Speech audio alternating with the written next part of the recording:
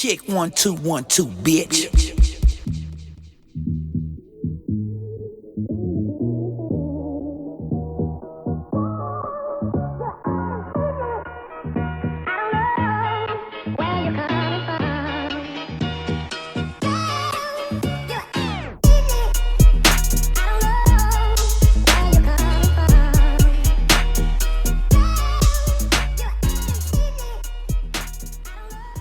Yo, welcome everybody to the Illogical Sense podcast. This is your boy JC No Hot. I was about to say, you gonna clap for it? What the hell? And you know me, it's Mr. Busby, and the countdown begins until I'm the big 3-1 next week. Actually, There you go. shit, time flies. It really does. Mm-hmm. What fucking day is this? November 5th, right? Good God Almighty. Man. This year flew the fuck by. I was going back listening to our old podcasts and shit. And I was like, shit, that just flew. Just in LA, now you here. Yep.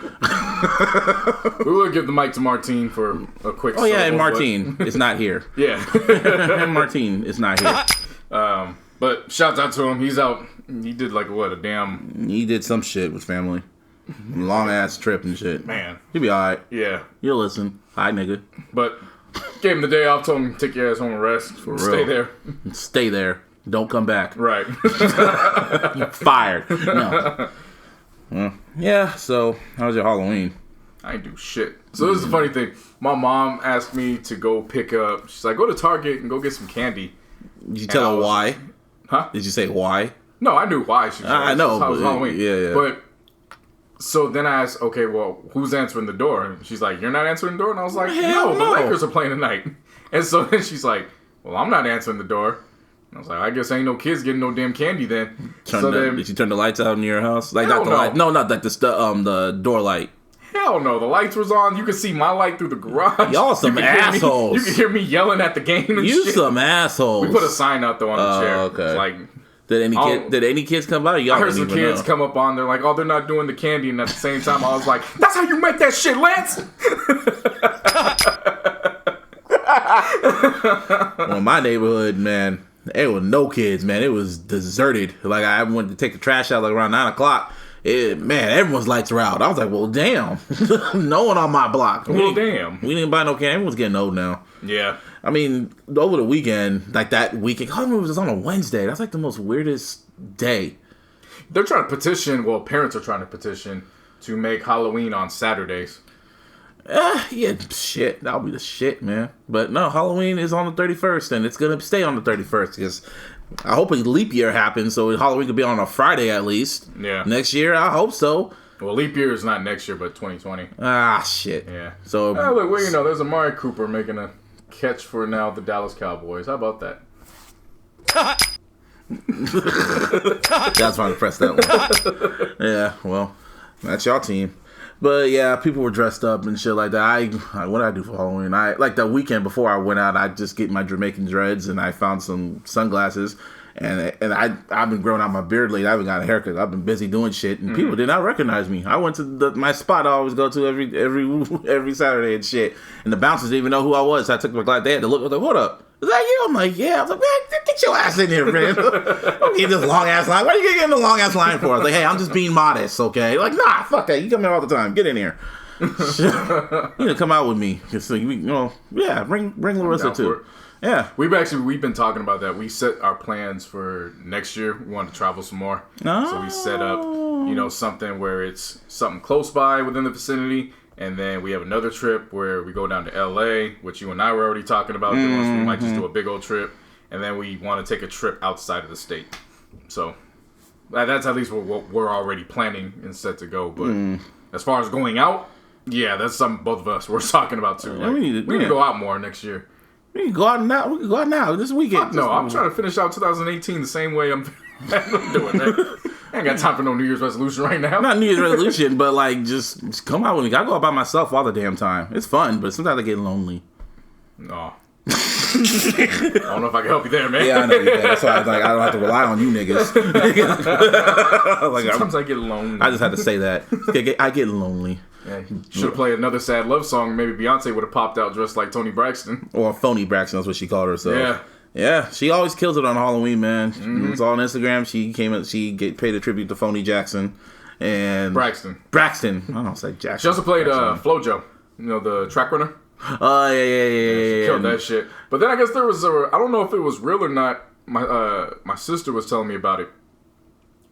I guess Kris Jenner thought that Beyonce dressed up. That was fake. But for those who didn't know what happened, somebody made a fake story that Kris Jenner had thought that Beyonce had dressed up as her and not Toni Braxton. So she then sent out some thank yous. And it was also hella funny because I saw they had, I guess, Diddy threw a Halloween party and shit, and Beyonce's mom was there. Yeah. How I know that? Because I follow Beyonce's mom, Tina Lawson. I could call her Tina Knowles again because I'm so used to calling her Tina Knowles. But Tina Lawson was on her Instagram, and she was just she wasn't on the IG. She wasn't on IG story. She was just filming everything, and it was just like you saw who was out. You saw Hove. You saw Beyonce. You saw Bruno Mars. You saw a whole bunch of rich white folks were there too. And I'm just like, you should be filming this. And then the next morning, you saw the picture of Tina and her husband, and then the caption was like, "Oh, so it's like, yeah, I got a text message from my daughter saying, hello, Miss Paparazzi TMZ." It's like, they probably not gonna invite me next time, or just take my phone. And then she put ha ha. And then when you revisit the picture, she deleted the caption and put something else. That's funny. Yeah, Beyonce was like, what the fuck are you doing? Like, dude, why are you filming everything?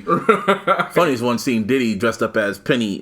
How do you say it? What was it called? Pennywise. And he was... Rich-ass damn Pennywise and his fucking rich-ass. Nigga just walking out, dancing down the hallway. That just let me know how broke I am. Just seeing that long-ass hallway. Just dancing and shit like it was with his sons and fucking shit. Fucking Justin and Christian there just like... dancing with him. Yeah. I don't know if you saw the poster for the teaser poster for It too. Hell yeah, it's coming out in September next year. Hell yeah. Yeah, chapter 2. Hell yeah. That's what they're calling it. Yep. And yeah. When they're adults. And it's gonna go back and forth and shit like that. But yeah, so that was cool, and yeah. That was Halloween. That was basically Halloween. That was Halloween. I mean, right now, like, grown-up Halloween was this past weekend, and then Halloween for the kids and everyone else was on Wednesday, but... I saw a lot of people trying to post and get some recognition based on their animals. Like, they were posting up videos, like, I saw one, nobody came to trick-or-treat, so Rocco wasn't able to pass out any candy. That shit. Well, that sounds like a womp-womp to me. And I was like, weird flex, but alright. Yeah, weird flex. Man, that's a new slogan everyone's been saying now. Weird flex, but cool. Right. Other shit that's going on. No Nut November. You want to talk about that? Yeah, this is shit. I didn't know what the hell it was. I didn't know this was a thing. I shouldn't say I didn't know what it was, because I get what it is off the first. Well, yeah, obviously. Yeah. I didn't know this was a thing. I didn't know it was a thing either. Which then lets me know, like, damn, I'm so glad that we graduated high school in the era we graduated high school. Seriously. I know, like, No Shade November. I know that one. Yeah, exactly. Is it called Movember? Movember. I'm going to do that because females like the beard. Hey. But No Nut November, How do you get away with that? I mean, unless of course you're not, which then that don't make sense to me either, because if you're not active and not partaking anyways outside of November, what the hell's the difference? It's just a troll. Like, it's just some troll shit to see. Niggas that do that shit don't get ass anyway, so they don't get no nuts either way. Can you imagine asking your people like, "Hey man, you gonna do No Nut November?"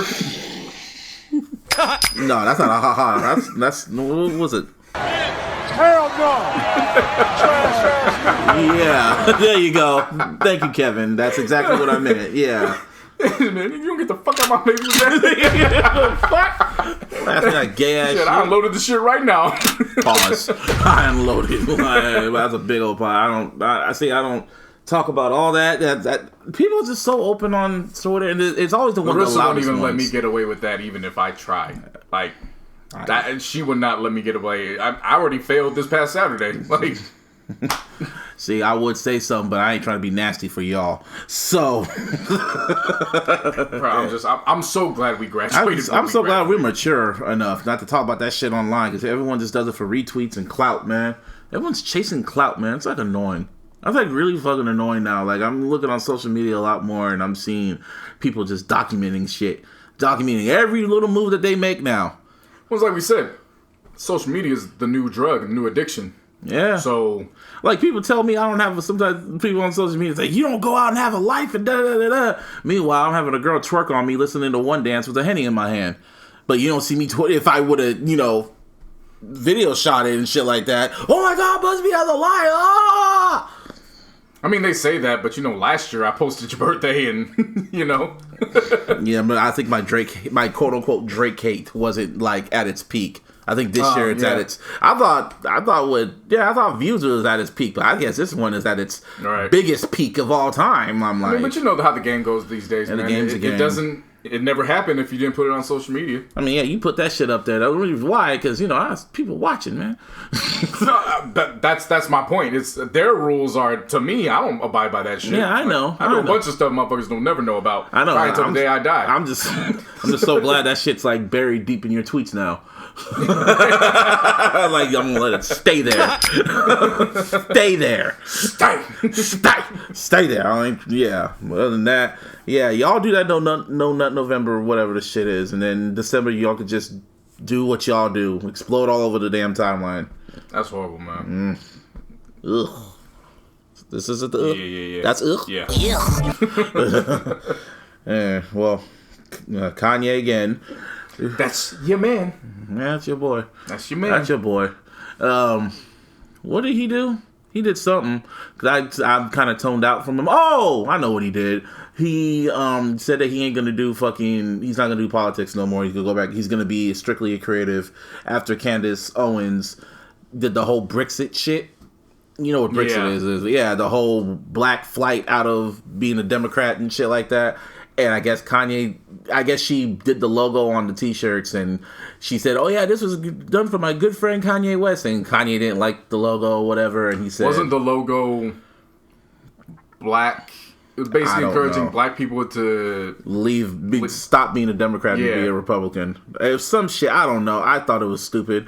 And Kanye just came out and said, no, I'm not a fucking... I was like, no, I'm not going to do politics no more. I'm going to be strictly a creative, and that's it now. And I'm opening my eyes. Funny, because just 2 weeks earlier, he was saying that Red Hat he felt like Superman when he put it on. But then he kind of cleared shit up because people were saying, like, oh, he's with Trump. He's not with Trump no more. And then he went on TMZ or did a statement to TMZ saying, no, I worded it a perfect way, so I'm still cool with Trump. I'm just going to be creative now. So in my mind, I'm thinking, then I just started what you said. Like, okay, so you are very aware of what you're saying and whatever, yay. I'm not buying no mental health issues, man. No, I think not mental health. I'm just going to say he's stupid. Is that better? Yeah, he's stupid. I'll take that. He's stupid. My take on it, I saw it. I didn't want to participate because, again, I'm not giving him that much attention. But my take on it was, hey, you got an album dropping in 3 weeks. Yeah. Oh, and then my homeboy came up and was like, oh, yeah, the numbers for the Yeezys. This thing I'll get about Kanye fans, they fact check like a motherfucker. Like, you know how Nicki fans and Drake fans always, they just say all that other stupid shit. Nah, Kanye fans they hit you with facts and shit like that. When it comes to the Adidas shit, they didn't, what's it called? They saying that it didn't sell well. No, it's been selling. They just overshipped. What's overshipped it? Like they have more, I had it. Supply and demand. Yeah, there was more. There was more supply. There was more supplies. Okay. So it's like he didn't. It's not selling. It is selling well. They just have more shipments and shit like that. So and they gave me the links and everything, and I'm just like, you got me. That's what I'm saying.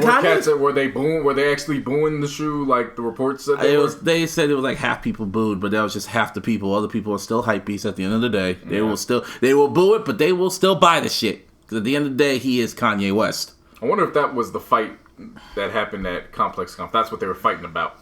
Complex Con. Would you ever want to go to that shit? That's hype beast land. That's what that shit is. To promote the show, for sure. Well, yeah, if we getting paid again to check, of course. Yeah, but other than that, nah. Because I bet a bunch of those niggas is doing No Nut November. Yeah, wearing their fucking Supreme fucking jeans, trying to make. Yeah, I'm gonna go whole descriptive. Yeah, that shit's like. That shit is literally like fucking like hype beast land. That's what it is. Right. That's pretty much what it is. Everyone just showing their stuff. There was like hella fights I was seeing for people just trying to just do shit. They'll get shoes and shirts and. Like, I put on the most shit on Twitter last year. No, I put it on. I got the most followers. I'm the one that wore the Louis belt. I did this. Niggas were fighting and trying to get the shoes. Like it's the clout chasing. It's like clout chase awards, man. Like oh shit, Fumbo! It's the fucking Titans, bro. Against the fucking Cowboys. Hey, you can say what you want, but that nigga Lawrence, that's a boy right there, man. I hope he is a boy. No, I'm talking. You know Richmond slang. Like that when niggas say that's the man. That's that boy. Shout out to Jason and Rossi. Anyway, fuck. Yeah, no, we were gonna talk about it later, but shit. That was the gist of it, pretty much. Well, no, just the complex in general because they were doing that. Then they also dropped their 50 best diss records.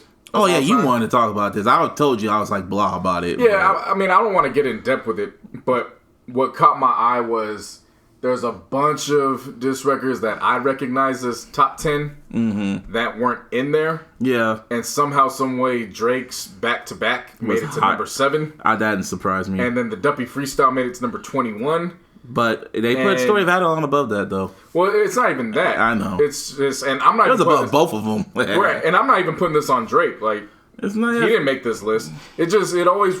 I have to remind myself. I only view complex material when it's dealing with something. Let's say, I'll even give it 2009, 2010, and beyond. Anything before that, I'm not really checking for them niggas for that shit because I don't even know what the fuck they was talking about. Yeah, I mean. I remember there was that time period when they were writing hella fucking like shock think pieces and shit. You remember that? Yeah. A whole bunch of like writing materials just to get a fucking reaction, like that whole To Pimp a Butterfly. Do people pretend to like? Or why do people pretend to like the album? It was like, nigga, what?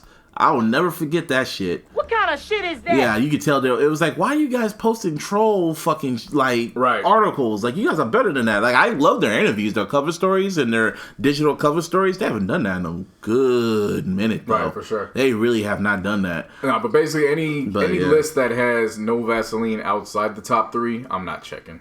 They had Takeover at number 1. That was funny to me. How was Takeover at number 1? I know. No, Hit 'Em Up was number 1. Oh, Hit 'Em Up was number 1. Yeah. Takeover was. They at least got. They had Takeover at number 2 and H.E.R at 3. That's what I didn't understand. I'm like, how do you have Takeover at 2? Yeah, really. Everyone's always the Hove's. That's what everyone's favorite argument is when it comes to the whole Hove versus Nas. Hove had the better record and gave facts, and Nas was just a trash record, and all he did was just throw names. I'm like, dude, Hove called it a Hot 97 crying.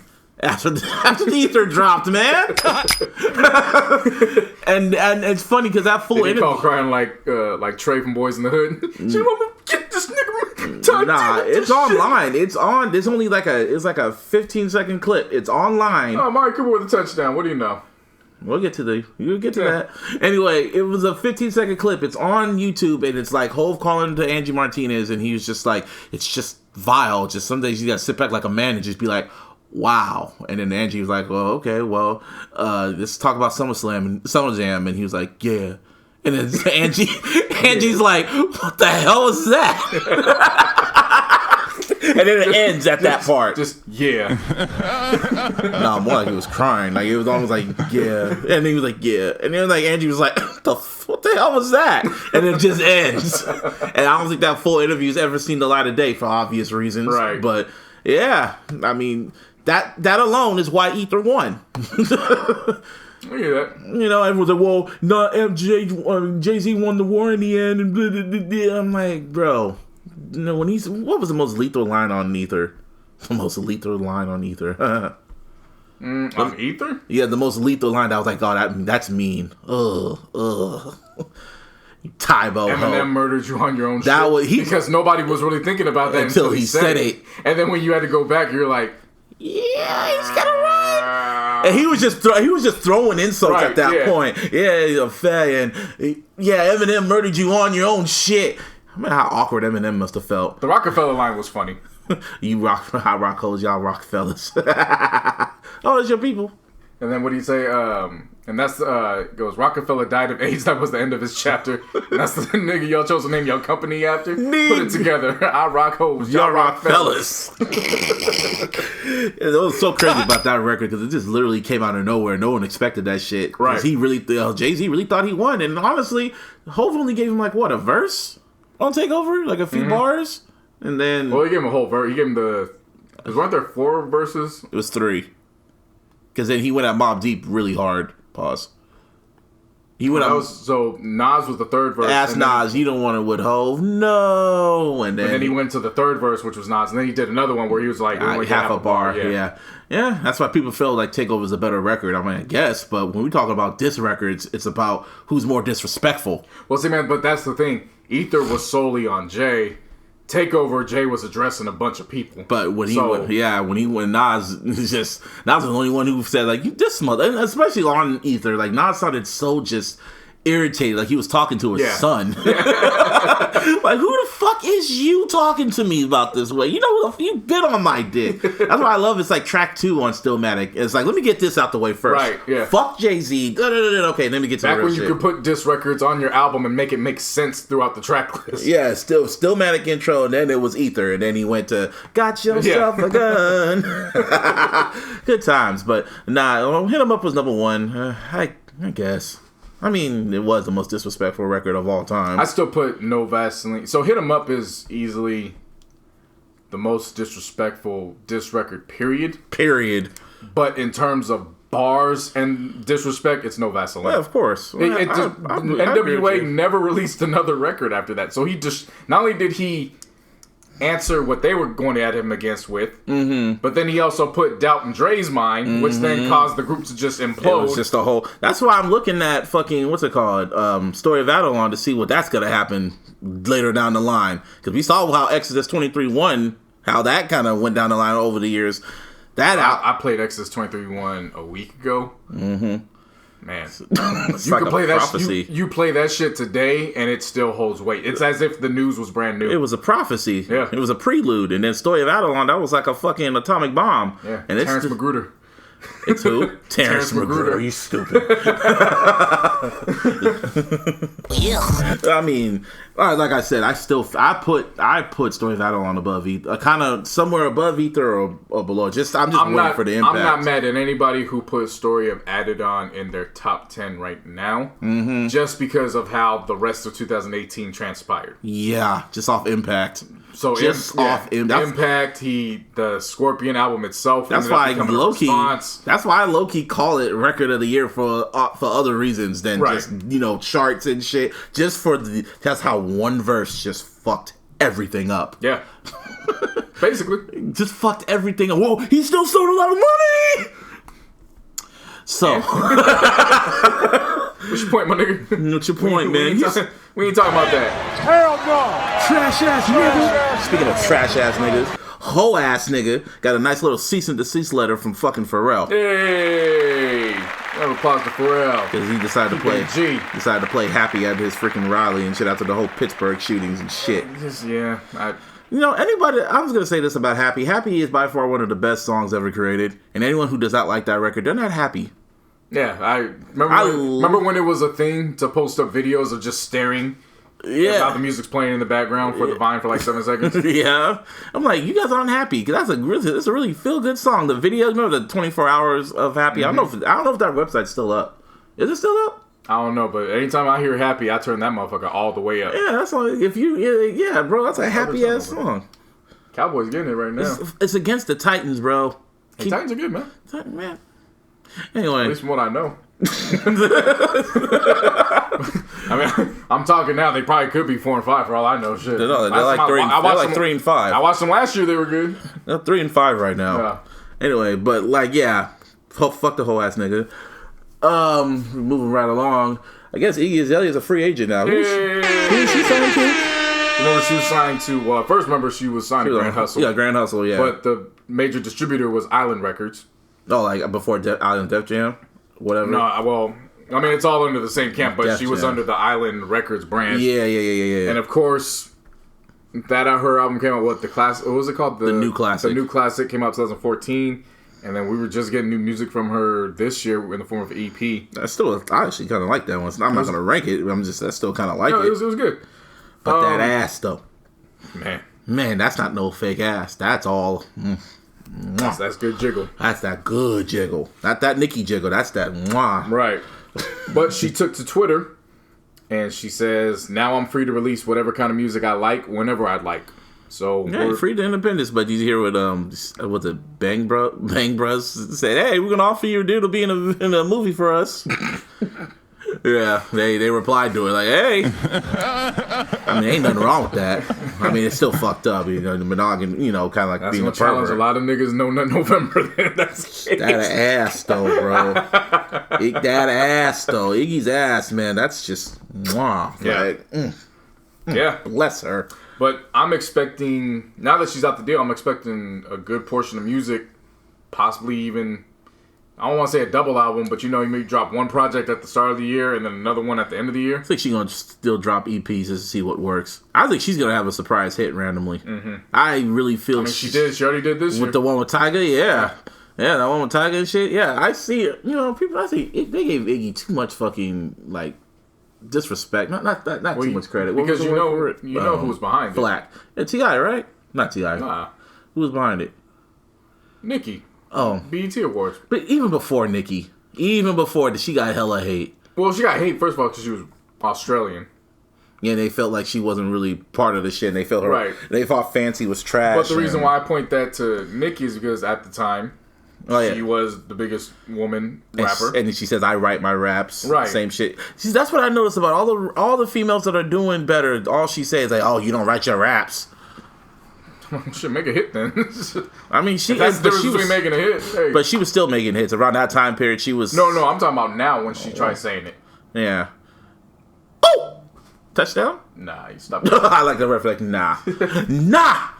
Anyway, yeah. I mean, niggas yell, good luck. I'm probably not going to listen. I'm going to look at that ass, though. She's independent, though, so... I'm interested if she ends up signing with another label. She'd probably go to Empire. Well, no. Imagine if she hooks up with a brand like... Atlantic? Let's say she hooks up with Maybach Music. Let's say if that makes sense for Ross to do that. Yeah. He gets a first lady of MMG. She already has a face. And then can you imagine her on, some Justice League type production? Man. I'm just saying. I know. That's something to look out for. If that happens, I swear to God, we better get a check for this shit. Nah. See, I'm starting not to post my ideas on fucking Twitter or I say stuff on here, but sometimes I kind of hold back. Cause I remember one time, I'll never forget this. I was watching Training Day, and I was like, what would be dope if Training Day became a TV show, like a TV show or just like a prequel where it just focused on Alonzo's character, or it focuses on Ethan Hawke's character becoming who Alonzo was and shit like that, or just a TV show of Training Day, period. And I think my boy Rehab, he was like, yeah, that's a good ass idea. I think you should kind of write that down. I was like, you think so? Yeah. Literally 5 months later, CBS announced that, the Training Day TV show. I'm like, motherfucker. And then Bill Paxton died. Rest in peace. Yeah. Man, there's so much money that gets given away on Twitter. Just in social media in general. Somebody said it best too. They're like, I don't understand why people want all these retweets. All it does is it blocks up your mentions. I just retweeted that shit. Yeah. It blocks up your mentions. Yeah, it does. And I don't get paid for it. You don't get paid for it. And the next thing you know, the idea gets monetized and you don't get a dime from it. Yeah, everyone's clout chasing, man. Everyone just clout chasing. They want that. Clout. What is clout? Attention? Mm-hmm. That's what it is. People just want popularity. You get clout. Like, oh shit, Busby got mentioned by Elliott Wilson, and but that's why in the past when you would always tell me, man, I want you to get your followers up. That's why I was always so I know I wasn't necessarily against it, but I was like, man, I get all these followers. Ain't nobody but you and probably 10 others are gonna loan me $1 if I actually need it. I know what you mean, but when for the podcast, I don't want people to fucking notice who the fuck you are because I'm popular. Man, listen to the goddamn show and you'll find out who I am. Well, there you go. I know what you meant, but I was thinking more like, I guess, a business side of it. Right. You know I understand that. Yeah. It was more so just on like regular stuff. Regular shit. I can give a fuck. People just follow me for the fuck of it. Right. I still don't know why people follow me. People follow me all the time. I've noticed I get a lot of followers when something big in hip hop comes up, and then you say some real shit, and then people start following me, and I'm like, damn, y'all gonna realize in a week when all this stuff dies down, like it's just gonna be Lakers shit and a bunch of retweets. And random ass thoughts. Like I don't know why y'all follow me. All I talk about is wrestling, hip hop, and some Michael Jackson shit.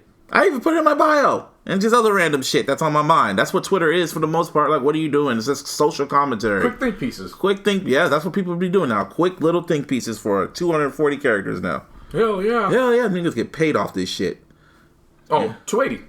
Huh? 280 It's 280 now? Oh, yeah. Well, because it was 140. Yeah, they doubled it. I keep forgetting. Yeah. Soon, that shit 500. Man, don't say that. Kanye gonna be writing fucking essays. Well, give us the edit button first. Nah. Actually, no. I take that back. No. I forgot who said it. But somebody said it best. They said that edit button's cool until one of them retweets blows up and somebody edits it and puts their SoundCloud link in there. I think what they should do, because it's always just like one word or a comma. You should get like when you edit it, you can only edit like a misspelling of a word, letter, yeah. or what's it called, a period or a comma and shit like that. Not a whole sentence. You should get like remember in the Word document used to have Clippy. Mm-hmm. When you wanted to rearrange something. Yeah. Like, Twitty should pop up. Like, do you want to change the name of this real quick? Before you even tweet it, it just goes. Right. You still want to say this? Man, we're giving out ideas already, motherfucker. You caught me saying that. I can't help it, man. We just put shit out in the universe and it happened. I'll be pissed. Anyway, we're talking about Iggy. We go to this problem. That's a problem. Yeah. Shout out to Problem. You just give a round of applause for everybody, huh? Well, I like stuff that happens when you get major moves, and even if it's not the biggest scene, it's still something that's positive. It helps push his brand, and he joined with we recognize this label as a prominent indie label. Yeah, I know. It's put on a bunch of people. This Problem has inked a new partnership with Rostrum Records. Who they put on again? Wiz, Mac Miller. They're the Pittsburgh label. Yeah, them. Oh, wow. Right, so he's going to be dropping his Selfish 2 project next week. Yeah, a few days after my birthday. November 16th. On Friday. Yeah. So shouts out to him. Yeah, I mean, Problem's been kind of quiet lately, for the most part. He has, but you know what? There's always one or two tracks on his projects that pop. Those are dope-ass songs. Mm-hmm. I keep wow, them niggas were dancing on the star. Fuck those niggas. Oh, that's disrespectful. Hey, TL. That's disrespectful. Yeah. Niggas, they were pushing them off and shit like that. Whole asses. Yeah, I'd do that again. Anyway, shout out to Problem. Mac Miller. Yeah, speaking of Mac Miller. R.I.P. Yeah, first off. Right, so Halloween. It's actually Halloween. Yeah, it happened on Halloween. Yeah, Halloween, they did the Mac Miller tribute concert, which the proceeds all went to... He has a foundation for the youth and music back at home. Oh, pause. These niggas were crip walking on the star. Oh, that's nasty. Oh, they were river dancing. Man, you gonna take the ball and river dance on the star? I thought they were... Up and see they got a turnover. Yeah, well, it's the Titans, like I keep telling you. No, these niggas. How they doing the cookout? I still say the Seahawks had the best one. New edition shit. Anyways, Mac Miller. Yeah. So it was a Halloween. A group of people came out. I didn't actually watch it at the time it dropped because Lakers were playing the Mavs. Yeah, Lakers over everything. That's how it goes. That's how it goes. No matter who it is. It could have been Obama's final address. I'd be like, yo, Beezy, I'll catch you in the morning, my G. Even during the election, you told me, it was like when Ho ass won, you're like, oh no, Lakers were playing. Nah, yeah. I don't give a fuck. I went to sleep. But, Hitler out. Yeah, well, shit. Lakers. But the world's ending. Hey, man. World ain't over till this game over, my G. It's a regular ass game. Just, not even a playoff game or nothing. Just. So Vince Staples, John Mayer, Schoolboy Q, SZA, whole Travis Scott, others, Ty Dolla $ign. It was a nice.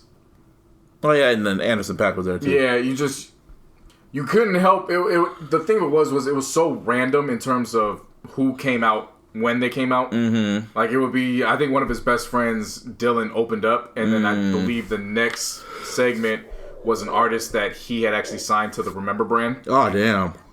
And she did her song, and then next thing you know, Ty Dolla $ign comes out and he smashes the guitar and he goes into Blase because Blase was one of Mac's favorite songs. Wow! So it was just one of those ones where it was just all over the place, but it was the fact that. It was a dope representation for how versatile Mac was. Yeah. And just how many people he indeed touched. And then it got to the final... I saw the ending. Yeah, it got to the ending, and it was one of those ones where, tears start flowing down because it's like, wow. Like, that nigga really is gone, though. Yeah. That's still wild to me. Triple X, I don't know, it's fucked up. Triple X wasn't wild to me. That one was like, yeah, well... But this shit... Damn, that's still wild to even think about. Like, damn, we were just talking about you and just... I think why it was too, well, It was for a couple reasons. Number one, it's because you don't think of... I mean, people always talk about their substance abuse. Mm-hmm. But usually when we think of it in terms of an artist, so an actor or a musician, they're able to channel that, and we sometimes think of them as invincible in that realm where, they're struggling through it, but we don't really see them as human or the regular civilian. Yeah. Second reason is because Swimming literally dropped the month before. Literally. So he was getting ready to go on tour. Yeah, literally. And there was no... If you listen to Swimming, it's kind of like this new artist in some respect, where he finally had found a way to deal with his demons, and he was coming out on top. And it was a Thundercat and JID. They were going on tour with him, so everybody was just getting ready. And then literally, I remember you and Martine text me, like, "Yo, Mac's dead." I think I did. I was the first one to hit you. And I remember getting out the car, like, "Wait, what?" And then my sister hit me, and then that's what I knew. I was like, yeah. I literally yelled, "What the fuck?" Right. That was wild. But yeah, the cause of death came out today, as before we recorded, and he pretty much accidentally mixed some shit. Coke, alcohol, and I can't even put opioid. Fentanyl. It was a opioid. Fentanyl, yeah, it's an opioid. So it was pretty much an accident. Yeah. And the description of it too. So first of all, they said each of the substances by itself wouldn't have been enough to kill him. But what happened is when everything got mixed, that's what did him in.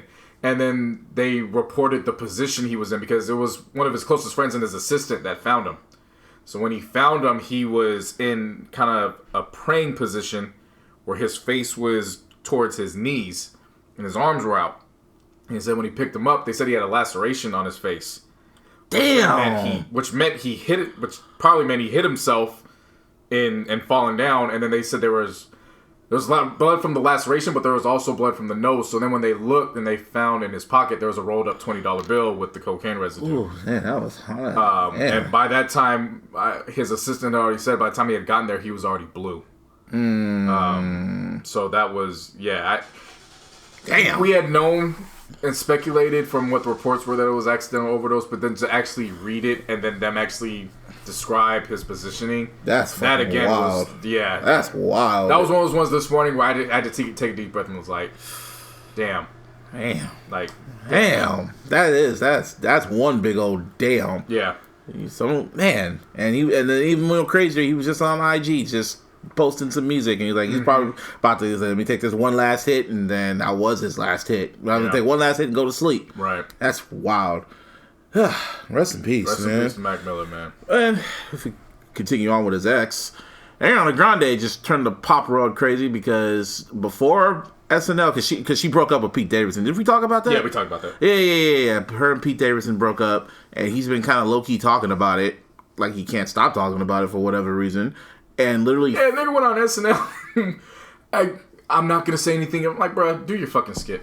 Nobody want to hear this shit. Honestly, it's like, dude, who gives a fuck? Right. That's how I'm thinking about it. Like, why do you want to talk about this, man? I don't even watch SNL, but the fact that he was doing it, I'm like, bro, do your skit and live your life. Like, it's all right, my dog. You going to be all right. Yeah, well, they got tattoos and shit like that. Like I keep saying, man, he must have been dicking it down to Ariana, man. He must have been giving her that all nut November.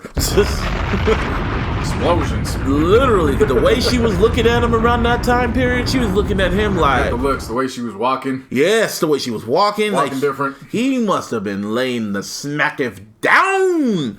And then the dick got old. And that's what happens. The dick gets old. Or she probably just realized, he's kind of an asshole. Yeah, possibly. especially when that old boy was all at Aretha Franklin's funeral, and he was all like, "Oh, it's okay, baby, you so hot," and that's all he said. Like, really, bro? Nah. Okay. But anyway, Ariana Grande decided to drop her new single called "Thank You Next," and I'm calling this her pop control. Like, Kendrick dropped the control verse. Well, this is the pop control because she named off all her fucking exes. From Big Sean to fucking, I guess, Pete to Mac. There was another guy, Rick, I think. Yeah, Rick or whatever. Well, I was just like, cause she said I could have been with Sean, and then that didn't work out, and then she said some other nigga. I don't know. The song's She said, I want to be with Sean, but he wasn't a match. Listen to love songs I wrote to Rick. Now I laugh. Thanks to Pete. I don't know what the hell he thought. And I wish I could tell Malcolm he was my angel. or something like that.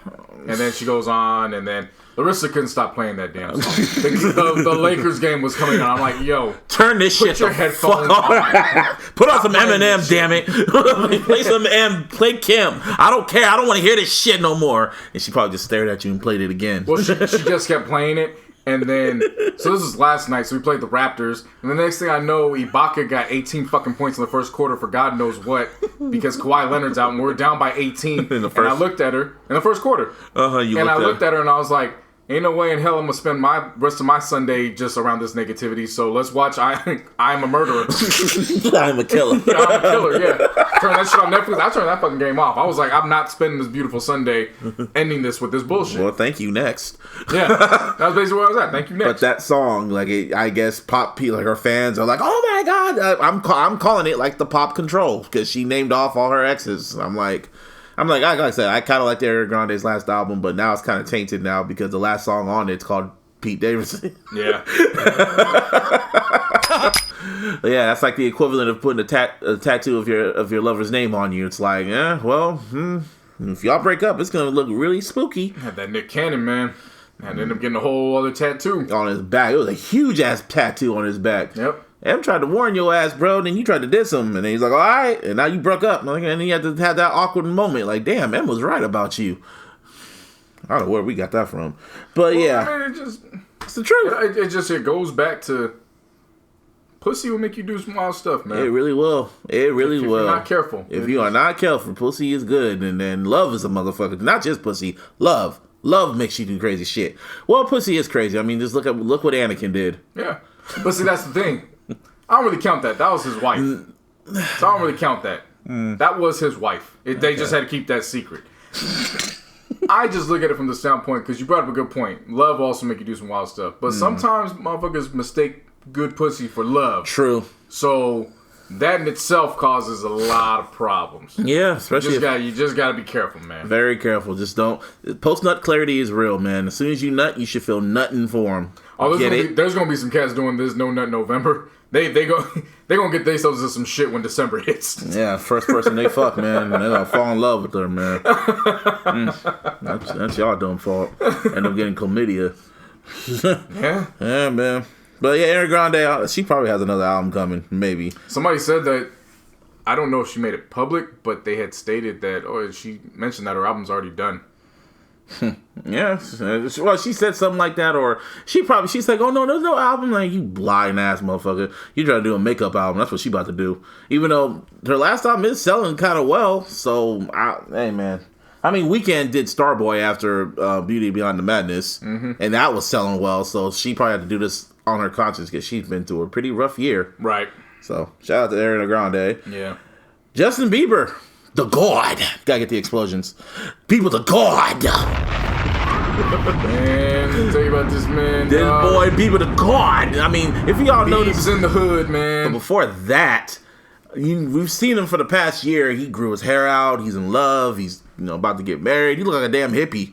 Well, earlier last week, man, he posted a picture on his Instagram and the haircut. He shaved his beard. He looked like he's in album mode. And in my mind, I'm thinking the Jay-Z mentality. Oh, the album's done.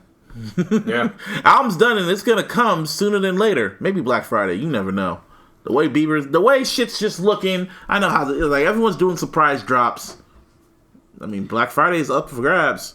His album may be done, but the mechanic didn't get work on his car done in time. I still feel this was like a part of his album role, kind of like how God's Plan was. I feel this is part of the video. I don't know what it was, but just the fact when you say Justin Bieber was in Watts in the hood. Like we're not talking about. I know where he was at too. Yeah. For those who don't know where he was at, just remember Menace to Society when O-Dog and I'm forgetting the main character's name. O-Dog and Tay? Not Tay. Fuck. The nigga that died in the end. Yeah. Damn, I don't know why I can't remember his name. But anyways, their projects where they were from, that's where Biebs was at. Yeah, I remember. Yeah, I saw it. Because he wasn't at the Nickerson projects where J-Rock was at. He was at the other one. He was in the hood. Yeah. He was in the hood. And his car... He was in Kane. There you go. Yeah, but he was in the hood. His car. This is like too obvious. You tell me your car broke down in the middle of the hood, and gangsters came out And they're like, oh shit, Justin Bieber. Dance, nigga. Yo, that's the reverse situation of a nigga getting stopped or getting his car stopped in the suburbs. Yeah, they would call the cops on his ass. Well, no. Like, if they recognize, like, it can't be like a nigga. Yeah. But, you know, if it was Usher. Yeah. Oh my God, it's Usher. Dance for us, Usher. Like, Dance, nigga, dance. Yeah, it was the inverse. Yeah, do the shiggy. Yeah. Justin Speaking Bieber. of the shiggy, dog, real quick. Y'all that nigga really fed the fuck up. No, he's smiling, but you hear there's pain in his eyes, man. Yeah. He getting fed up if y'all niggas Shiggy asking done him to doing dance. the shiggy. He wants to go back to social media. Yeah. That shit was only made for 15 seconds. Y'all making him do it for fucking half an hour. Dance, Shiggy, dance! And he's like, hey, they're playing the fucking In My Feelings, but it was like, okay, alright. At least he's getting a check. That's one of those things where it's like, damn, I wish I didn't say that now. Remember, because we were like, man, Drake, give that boy his money, man, put him on some stuff. No, and then the devil came to collect. He's 6. Well, no, that's what I'm saying. He's been putting them on. Like, you can't take that away from Drake. He's been putting them on. It's just, he's been really putting them on. Yeah, he's not turning down no checks. Yeah. Anyway, back to Bieber, though. He's in the hood. His car broke down, and these motherfuckers were saying, this nigga was singing. They had him doing push-ups. Yo, the push-up shit was hilarious. He was in slides. White slides at that in the middle of the street. Just doing push-ups. And then he started clapping in between the push-ups. Nigga, and then after that, he went to the bar park with his shirt off and started playing basketball with the niggas.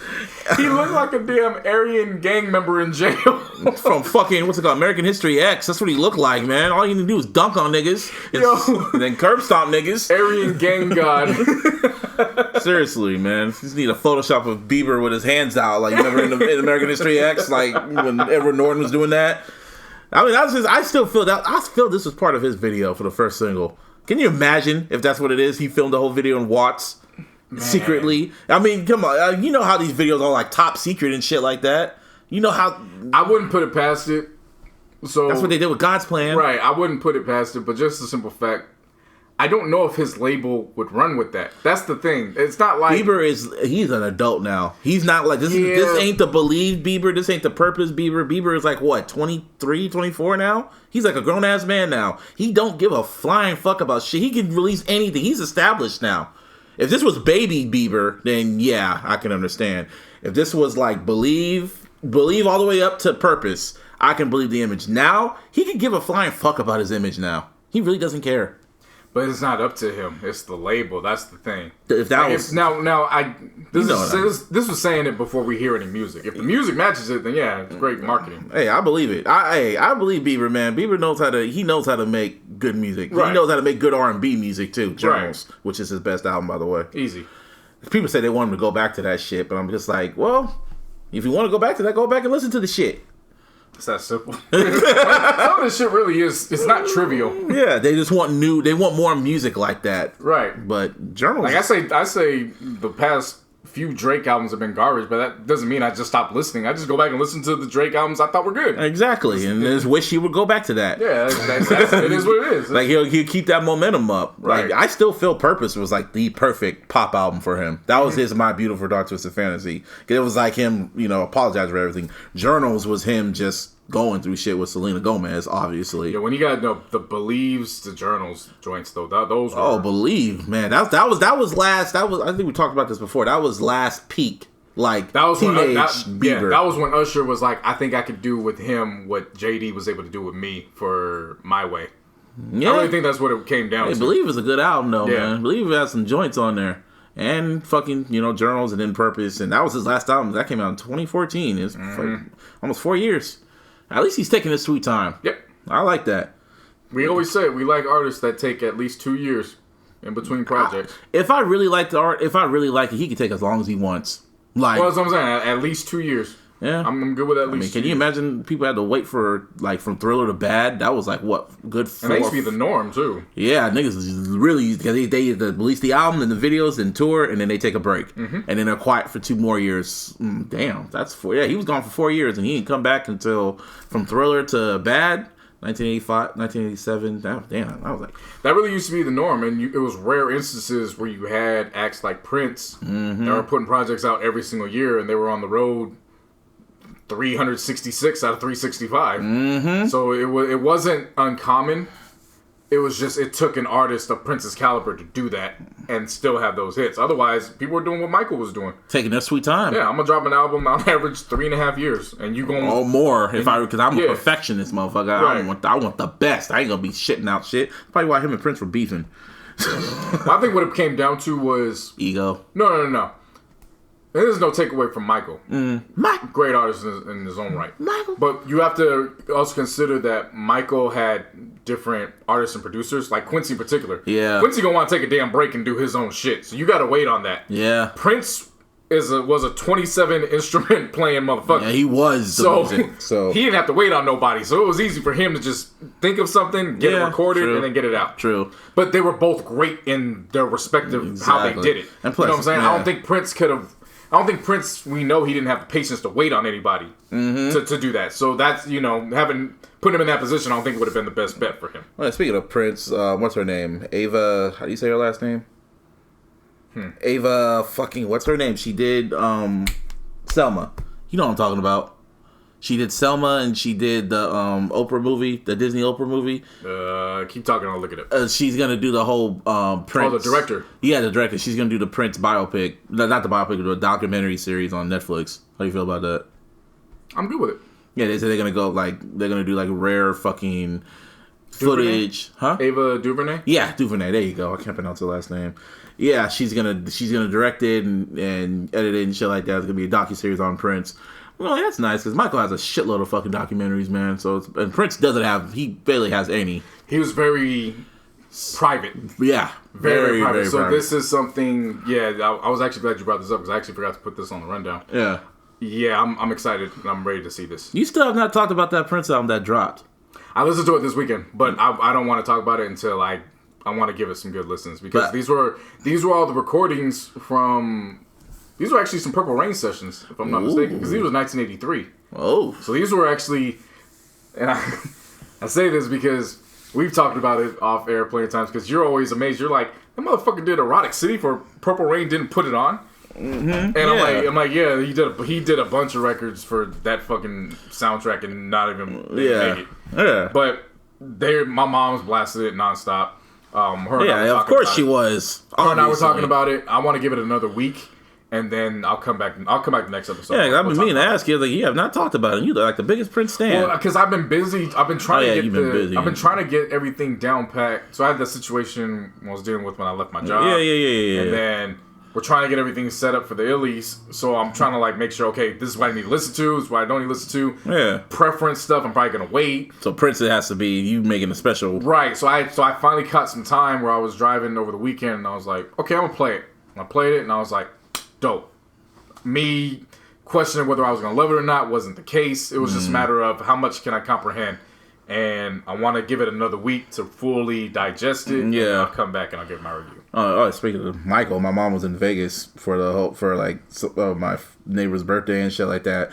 And while she had some downtime, she went to the Michael Jackson 1 show at the Cirque du Soleil. She got me a bag from it. She couldn't buy nothing else, so she got me a Michael Jackson. It said Michael Jackson 1, and I was like, "Oh, how was it?" She goes, "It was amazing." I'm like, "I bet it was, huh?" You got the bag though. You got that Michael bag. She's like, "It was amazing." But everyone I know that goes to Vegas, they go to that show, and it's just like, if I go to Vegas, I ain't gonna gamble, I ain't gonna party. I'm just gonna go to that show. And I'm going to go right the fuck home. Let's go. Let's plan it. Fuck it. I'll go with you. Just to that. And I'm going right the fuck home. You know I ain't got no business gambling right now. Me neither. I'll just go right to that and I'll go right the fuck home. I don't have to do nothing else. Right. Well, maybe go drink a little. But after that, that's all I want to see. My mom loved that shit. She said it was amazing. I was like, yeah, I bet it was, huh? I'm down for it. But then I could look at some real estate, see if I could cop anything out there, you know. And then I was like, yeah, but Michael wasn't there, though. He kind of was. He was there, all right. Yeah. 50 of that nigga all up and down Sunset. No, they did a hologram, supposedly. Like a hologram shot or whatever. Whatever. Alec Baldwin. He got into a fight over a parking spot, supposedly. Allegedly. Man, shout out to Alec Baldwin for keeping it gangster. He always keeps it gangster, man. Ever since Alec Baldwin basically told that nigga, we could handle this like gentlemen, and we could get into some gangster shit. And that nigga took the keys out the ignition, and he said, well, have it your way then, nigga. Hot and fresh out the kitchen, and whoop your ass. Popped that nigga in the parking lot. He said it was fake. He said that didn't happen. I know, in our narrative, it happened. Hey, in this world, it happened. Yep, it happened. I didn't have time to research it. All I saw was Alec Baldwin fight, And I was like, yep, because Alec Baldwin, that nigga. He is that nigga. Yeah. He has a show. He actually has a show now, the Alec Baldwin show. Saw it on Twitter. I was like, oh, him shit. and so it's all the, I think 3 of his other brothers. Mm-hmm. They all come together on one of the brothers' radio show. Oh, and they have this fake beef with the Dan Le Batard show. So every Friday they'll all come on the show while they're doing a live show of the other Baldwins. And then they'll do the weekly pick'ems for the Sunday games. Wow, man. It's funny as hell, man. It's hilarious. That's crazy. Shout out to the Baldwins. Shout out to them. See, I don't know, man. You see all the fuckery on Twitter. I see the fuckery on social media, but I just keep scrolling. You like putting, because we need content, but I always say that. Well, this first story, we all the content. Yeah, this first story I put on because this is something that Larissa actually has told me many a times. So the fact that it actually popped up there, I was like, okay, I think it's time we actually converse about this. This woman got proposed to by her boyfriend turned fiance. That shit was funny. But her nails weren't done, so she had to have her cousin put the ring on and then put in the frame. The hand up in the frame to make it look like hers. Yeah, and then they showed the actual picture of her doing it, and she was trying to take a picture herself, but she caught the flowers in the background. And basically it sparked up this whole debate that a lot of women... It sparked up a debate? Yeah. Sparked up a debate because a lot of women... rabbit hole. A lot of women, including Larissa, she's told me this many times. Don't propose if her nails aren't done because she's trying to show the ring off and she ain't trying to be out here looking janky. Makes sense. But then you had other niggas that was like, look, I could die tomorrow. You want this ring or not? And some of these women was like, I'd rather you go than have the ring on and me looking bad. So that's what sparked the debate. Okay. Well. Now, because I've been told this many a times, I know where Larissa stands. Yeah. She'd rather prefer me to die than to just give her the ring and have her looking stupid. So, but I've at least been told that, so I get it. Yeah, you know what I'm saying? Like, I understand. Makes sense. But that was you probably saw it and was just, scrolling through. Like, I saw it and laughed and kept scrolling, right. But you went through the whole... Yeah, because, her and I have had conversations about that, so that struck a chord. So I was like, all right. And then you kind of looked at the mentions and shit and just went down that rabbit hole. Right. Speaking of that rabbit hole, you sometimes keep going. When shit comes on Twitter sometimes... If it's like some drama, man, when a drama goes down, I have to like look. I find it so funny. Sometimes it's fun trying to find the actual account to see where all this shit started from. Yeah, you know what I mean? Just to like find it and nitpick it and catch up with the story. Sometimes some shit on Twitter is just, you niggas are idiots. This particular story, these niggas are idiots. They're fucking idiots, man. I mean, I saw it and you just gotta keep scrolling. Some people really feel they're smart on Twitter. Some people really feel they always try to outsmart each other, outtweet each other. This shit. You say it. I'll just look at you. Pause. Cash versus credit. I can't believe we're actually having this debate, but cash versus credit.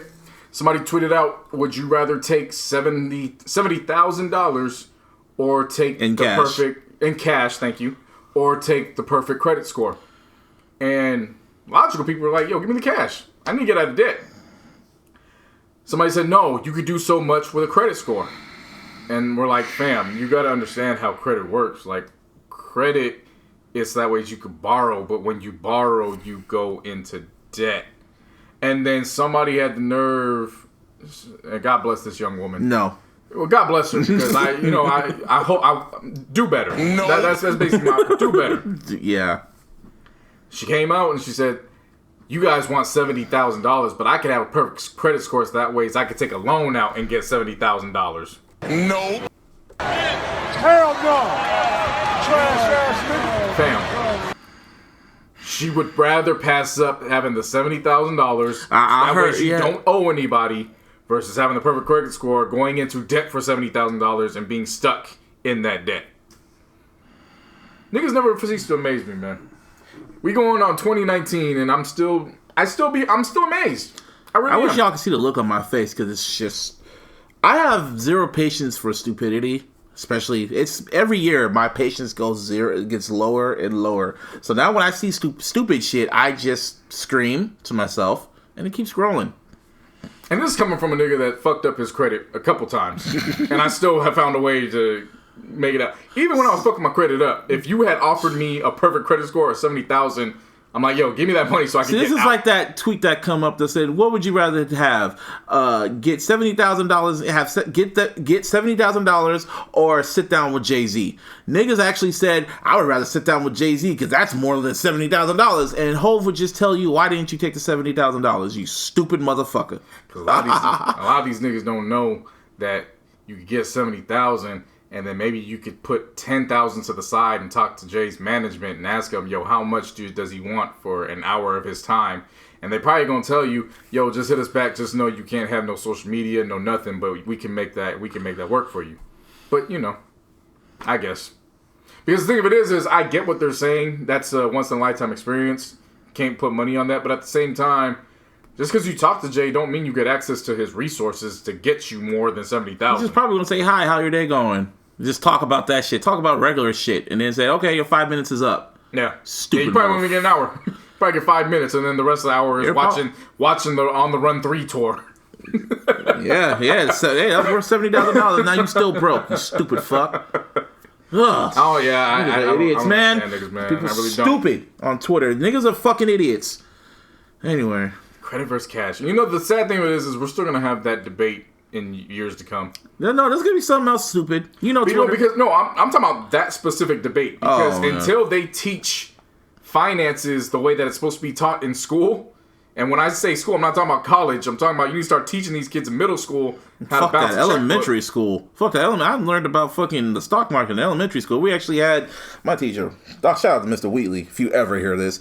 We actually did like a own like start. There was a point in class where we actually did our own stock market shit. We would write checks and like buy stock and shit like that. We learned about that shit in fucking elementary school, and I was like, oh shit, and we never learned about that shit in high school. Well, teach that shit at the end of elementary. Either way, until they start teaching that, we still gonna have this fucking argument because people don't understand. Niggas are idiots. Yeah, those are niggas are idiots. Anyway, I'm getting a headache. SoundCloud. So I got this little email from SoundCloud a few weeks ago saying, "Oh, you can get paid for your shit." And I'm like, got my interest. Because if y'all listening, we're all on SoundCloud. We're also on iTunes. But SoundCloud is what hosts this beautiful podcast that we have. Exactly. That's a round of applause. But monetization, I mean, we can get paid for it. Right. However, we read that shit. Yeah, we read that shit. And we was like, we got to find a fucking way to make find our own other stuff first. Pretty much. Soon, very soon. Because they could just change that shit up whenever they fucking feel like it.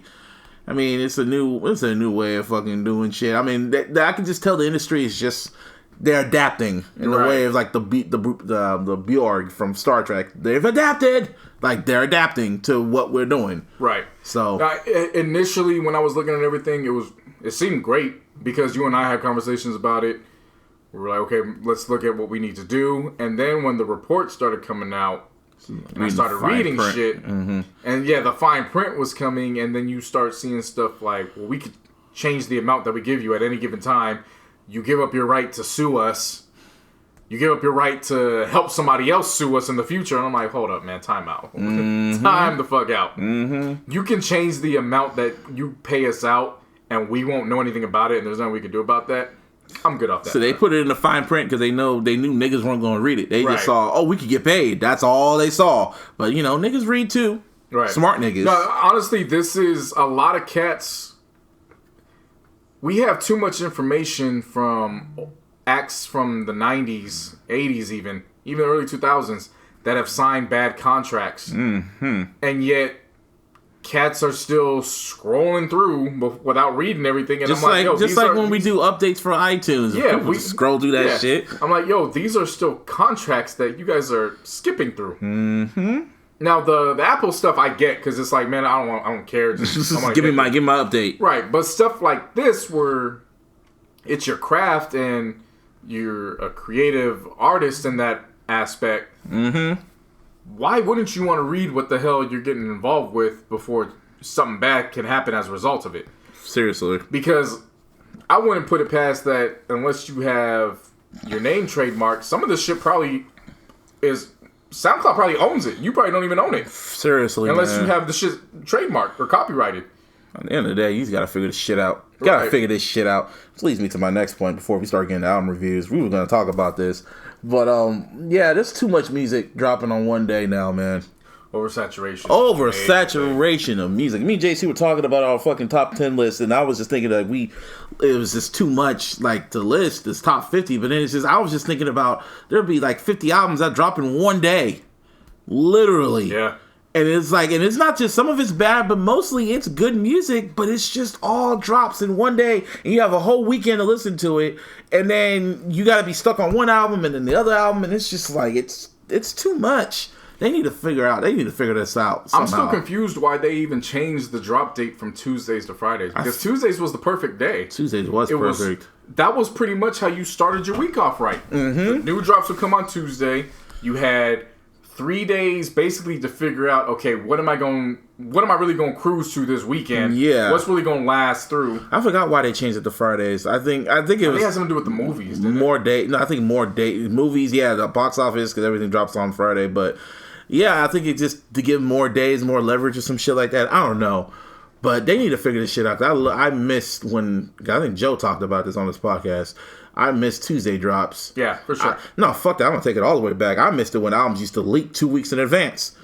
Those were the days. When albums the blog days, man. The blog days is a golden era of its own. Yeah, but when albums used to leak 2 weeks in advance, and we'll get a good idea of how to... Well, we pretty much know what the album sounds like, and that would sum up if we want to go out and buy the physical or not, because they would have the fucking bonus disc, the bonus tracks and shit like that, because the shit that would leak would just be the regular version of the album, and then the deluxe version would come out with the extra tracks and shit like that, and that would determine if I want to buy the album or not. And that would determine, like, the reviews for it would determine if you're going number one or not. Right. The test run. That's pretty much what it is, yeah. The test run. And in some instances, if you remember when Drake dropped Nothing Was the Same, some of the versions of the songs that were on the leaked version were actually mixed differently on the actual drop. Really? So you kind of had an idea. Remember when at the end of Headlines... Oh, you talking about Take Care. You're talking about Take Care. Take Care. I'm sorry. Take Care. Remember at the end of Headlines, he was actually doing this monologue thing. Yeah. And then it let in, and then when it came to the actual album, he cut that shit out. He cut that version out on the album version? Yeah. Oh, I didn't know that. I never bought the album. So. He wasn't the only one. There were artists that did that. And they separated. I remember on Marvin's Room, Kendrick's part was attached to it on the leaked version. Then I guess on the album version. Yeah, he made it its own interlude. His own little interlude and shit like that. Yeah, what are you about to say? But no, that was the thing where that was also a benefit too, where it was not all the albums from what you heard a week or two before were actually going to be the final product. Yeah. So that was actually something dope to listen to too. It was like, oh, they switched that up. Which in some instances would have happened had we had the same format. Same instance would have happened with the Black Panther soundtrack with All the Stars. Yeah, it was another version. Different SZA version. Yeah. And now it's just like niggas are wrapping up their albums literally a day before it comes out. Like I read somewhere, I think, fucking who produced Sicko Mode? There was Tay Keith and there was a few other producers on there. I think Michael made some other bunch of niggas were on Sicko Mode, but he said that Drake literally recorded those verses for Sicko Mode the day before the album. The day album was supposed to drop. Yeah. Jay-Z's verse from fucking on that one song on Scorpion, they recorded that literally the day of the drop. Niggas are literally putting their verses in at the last minute. Right. Same with Kanye and all that shit. Niggas are like not even rushing to fit. They're like kicking their sweet time to rush the album because it's on iTunes. They're like, yeah, you could just upload it. We don't have to send it to the factory. We could do that shit 2 weeks later. Right. See, they need to figure out some way like how the heavyweights could drop on Tuesday and then on Wednesday or somebody like the middle, I guess the mid-carders could drop on Wednesday or some shit. No, that's the thing too. It would be hard to enforce it because you can't put a cap on art. Yeah, I know. That's the thing that sucks. But I was also thinking of something like that too, where it was like, yo, what if we just got to a point where it was you tell a label, all right, you get 2 drops. You get 2 drops this quarter. Yes. Another label, you get 3 drops this quarter. Yes. You know what I'm saying? And a subsidiary pick one act. You're gonna drop the. But it's so fucking hard to do because you can't. Again, you can't put a cap on art. Yeah. On art because if you do that, we don't get the 5 consecutive Good Fridays. And it's in Nas's case, Saturday, but you know what I mean. You don't get 5 Tiana Taylor weeks. Tiana Taylor's case. Tiana Taylor when it's Sunday, ready. When it's ready, when it feels like it. But it's just hard. It's just like there's so much music that drops, and then there were days you would just send me like hella albums that come out, like hella albums, and I'm like, I'll get to it when I get to it. No, I definitely... You know what I mean, though. Because it's quality. Yeah. It's really good music sometimes, but it's just like, I have to sit with this first. No, even last year, there was a point where, I would keep pushing stuff to you, but there was even a point where I was like, all right, this is becoming too much. This year, it seemed like from jump. Way too much. Right. Especially when artists are trying to pull a Beyonce. Hey, I'm dropping my album now. It's like they're trying to be like Beyonce. And that's what sucks, because we would be excited for one project or two projects. And all of a sudden, like, fucking Travis Scott would come out of nowhere. So Drake would come out of nowhere. Okay, now I gotta redo my schedule again. Which, again, that sucks that we don't have it on Tuesdays, because when you have 3 or 4 acts drop, you have a whole fucking week to get through. Or fucking fuck it. How about the surprise drops happen on Friday? Regular drops on Tuesday and surprise drop on Fridays, if it happens. You could sit with the album on Tuesdays through whatever day, and then when Friday happens, that's when a surprise drop. They can put like a fucking... I'm putting this in the universe. I don't care if we get paid or not. But come on, just figure it out, Billboard. RIAA, because it's becoming 2019. Y'all gotta figure the shit out. Yeah. Somehow, and tell the artists to fucking do that, and give them a deadline for the album, like dead ass. Give them a deadline. Don't have them rush the shit. Have the shit be done. Whole asses. But I think that goes in point 2, and I want to save this conversation for when Martin is back at some point, because since he's the one that dropped an album this year. Like Reason too. Well, no, it's not even that. That's not the argument.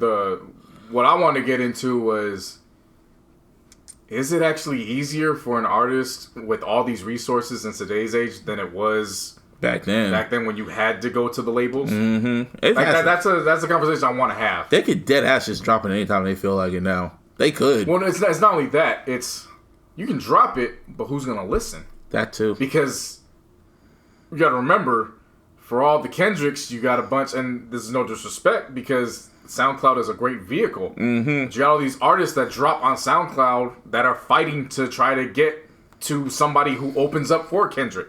Seriously. So it's easy from that perspective. It's easier to get lost in the sauce. Literally, it's especially like Reason was talking about on the Joe Budden podcast. He was happy his music was dropped, his album dropped, but he dropped it the same day as Carter 5, and he was just like, or same with J-Rock. When did J-Rock drop the same day as someone big dropped? Like Astro World dropped.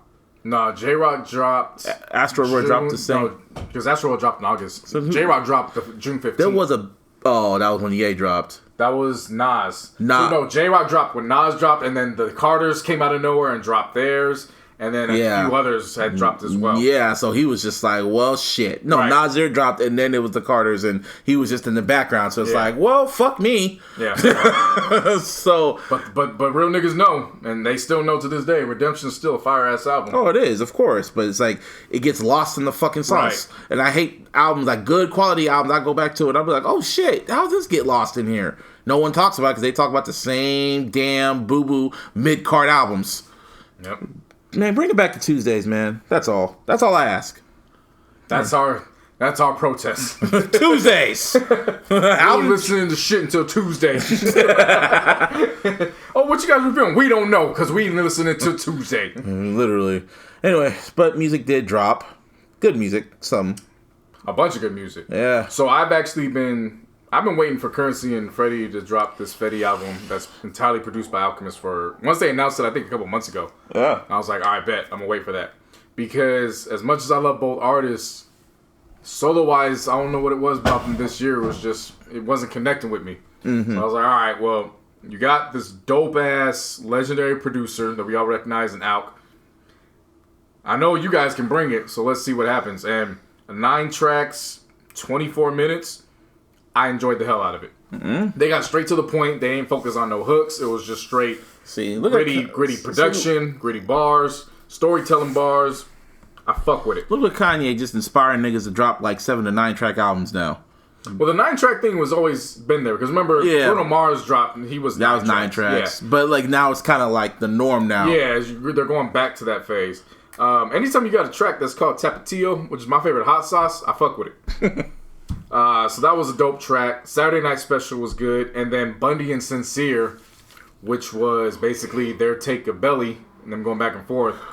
Hell of a track to close that project out with. Yeah. I really like that album. I didn't listen. I listened to like parts of it, but it sounded smooth from what I was hearing so far. I mean, Currency's heavy sample base. But again, if you fuck with Alk's production, and you at least can vibe with either of the artists and what they solely do, you'll like. I just do not understand how Alchemist is affiliated with M, and Eminem has yet to jump on an Alchemist beat. I don't get it. That's wild. That's so wild to me. That's really wild. That's so wild to me. Like, Alchemist is one of the best producers in hip-hop right now. Just period. And M has he only jumped on like one beat. That was like back in 2010. But other than that, he hasn't dropped on none of his other shit. He hasn't even dropped a beat on any of his albums. I don't get that, Marshall. You need to do better on that. Yeah. Anyway. Really. Vince Staples dropped a surprise album, too. Hey, Vince Staples. FM! That's how you call it. FM. You gotta yell it. FM! Because, sad with the XX. FM! All right. Yeah, that was really good. And you told me Mixed by Ali mixed it. Mixed by Ali and his daughter. His daughter? He's been crediting his daughter on the pretty much everything he's been doing recently this year. Vince Staples? No. Oh, Mixed by Ali. Mixed by Ali's daughter has been getting some credits too, so she's already securing her bag. Teaching her to give the fucking keys to the Shouts phone. out to the parents within our culture that are putting their children's names on stuff now. Mm-hmm. So that way they're set to go not only from their money, but they're really generating their own money. I mean, you think about it, you got Mixed by Ali doing that with his daughter. Yes, Assad. Khaled doing what he's doing with Assad. Swizz Beatz with his Swizz Beatz with Egypt. Yeah. We got a production credit for Kendrick. Egypt. Yeah. Anyway. Could be worse, man. Could be Blanket. Like it's a fire ass name.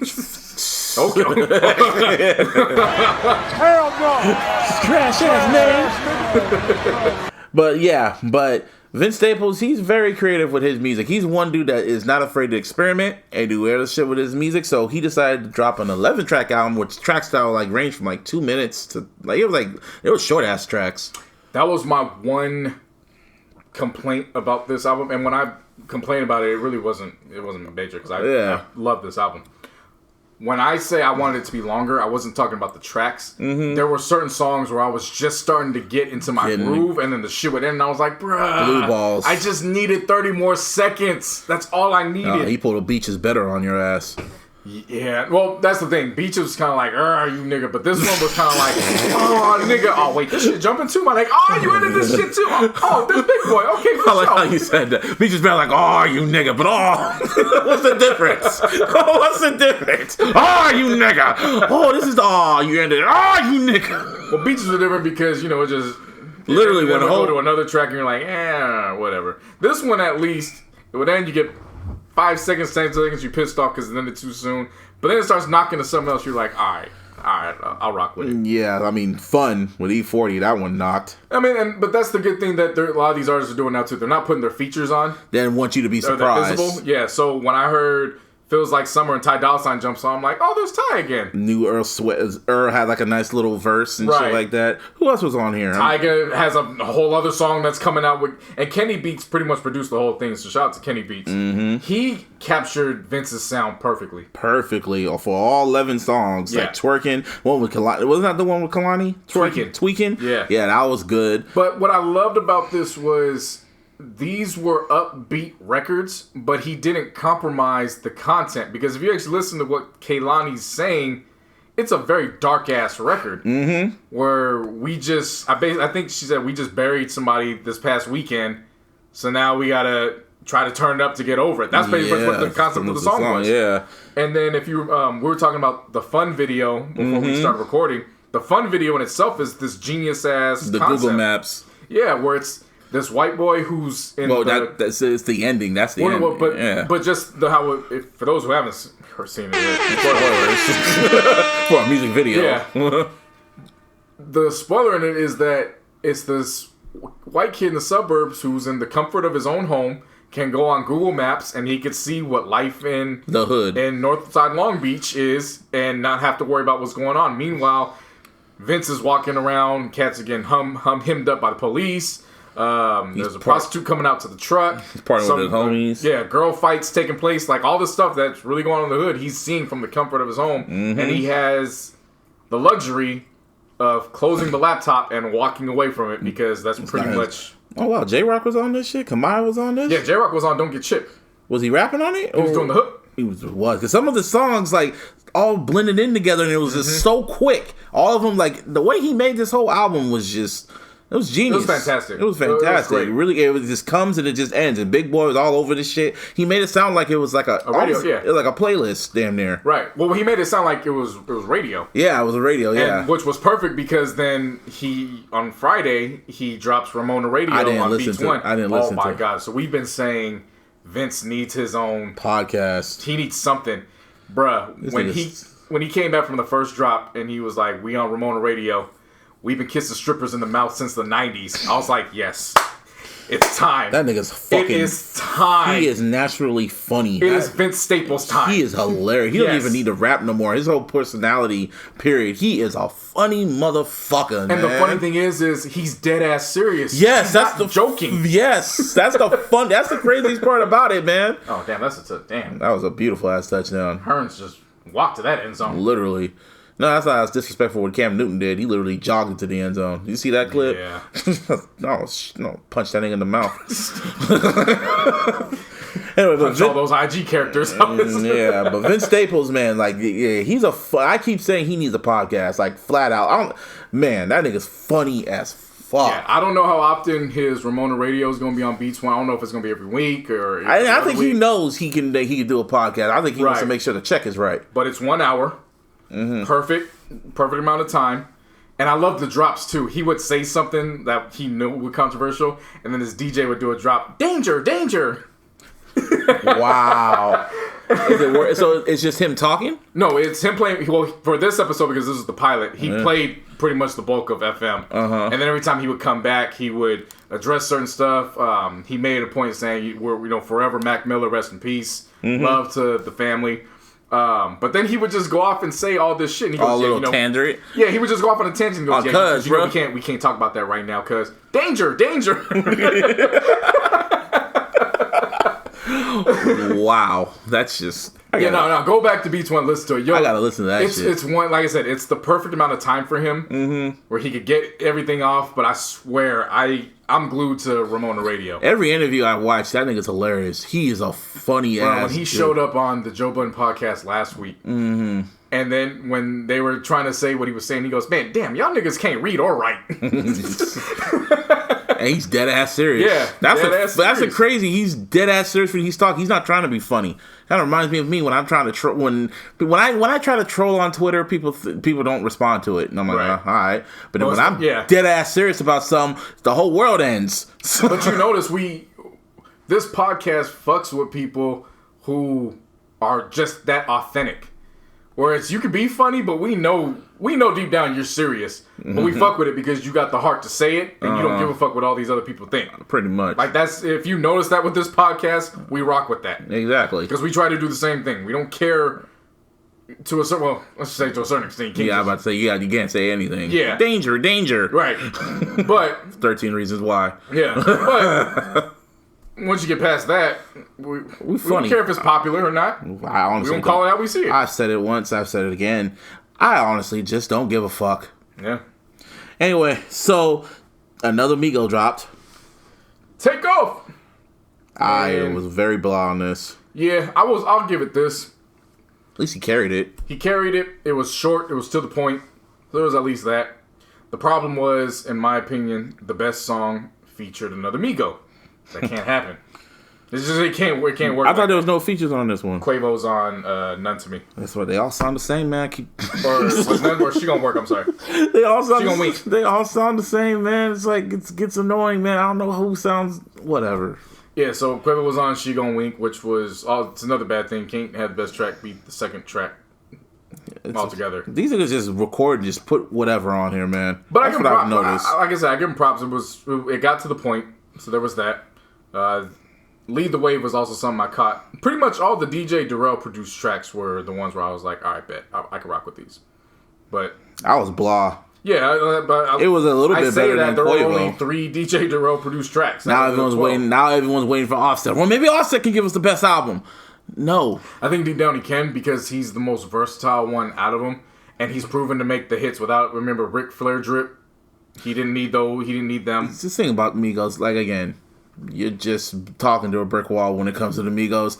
to me, they all sound the same.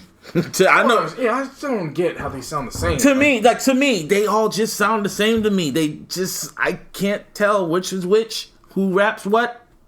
Like, Takeoff sound like he got a sinus infection. They all sound like they have a sinus infection. Nah, they don't. Takeoff has a very distinct, like, he's got stuff caught in the back of his throat and his nose. Like, so it's coming out. That's why he's the one that kind of sounds E40-ish in that aspect. Where it's not the rhythm and the cadence, it's how he sounds. It's like E40 just leaned out. Basically. Quavo's more melodic. So all his stuff sounds like he's saying it in hook form. Yeah, that's what I mean. And then Offset is pretty much... Offset's the smooth one. He can jump on any...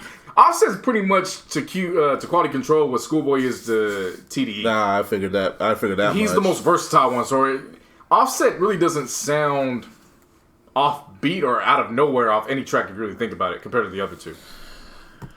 And then if you watch Atlanta, there's the fourth one where we didn't... He didn't make it. Yeah, well, I'll just say this. I like Culture, the first one. You know that thing about doing Culture 3 next year? No, they're not thinking. They're doing Culture 3 next year. What? It's not a thought. That's why they're getting all their solos out now. So that way, at the top of next year, they're going to drop Culture 3. Okay, they need to chill now. This is what it comes back to. What we kept saying, which was there were artists, like, if Migos waited a year or two. Like Outkast or some shit. I wouldn't even say waited a year or two. If they waited a year or two between Culture and Culture 2 and they did these solo drops, except they did them like 6 months apart or so, it'd be cool. Nobody would trip off of it. I have a feeling these niggas are going to break up. Something's going to happen. Well, they're not going to break up because they're family. That's the difference between them. Is their family at the end of the day. I think they're going to just, not break up, but one of them is just going to pull a Michael. Like, deuces. Like, I don't know. Well, these solo joints have kind of shown that that's not the route for them to go. No, it's just, I mean, I don't know, man. I like Culture 1, and they're gonna do Culture 3 next year, and I mean, they need Leor, man, because I love Culture 1. That shit grew on me, and Culture 2. No, just too many tracks. Hell no. Damn, trash now, huh? I said it. I said I was very disappointed with Culture 2. Yeah. I was extremely disappointed. Yeah. Because they had some fire-ass songs on there that it was enough to lead off and do another 13, 14 tracks. But niggas went and did 24, and I was like, for what? Bunch of filler on here now. My friend who went to the Drake concert out in San Jose or Oakland. No, it was Oakland. They were saying Takeoff. When they were performing, they said Takeoff like he just didn't want to be there. He was just walking around. That's why I didn't want to see them live, because they look boring live. They're like headphone turn-up music. That's all they're really good for. Like I've said before, Migos is better in smaller venues. Pretty much. Not to say clubs, but you know what I'm saying, like the Warfield type venues. Yeah. They're good for that. Right. Other than that, yeah. Well, another surprise music drops. Swizz Beatz dropped. Well, it was a surprise because we didn't know the date. No. I mean, surprise. It was of the quality of it to me. Okay. To me, this shit right here, Poison. I mean, Swizz Beatz, I've always been I love his production, but some of his solo shits have been very blah. Very, very blah. I'm like, whatever. Rapping is very blah. But on that production shit, he's not to be fucked with.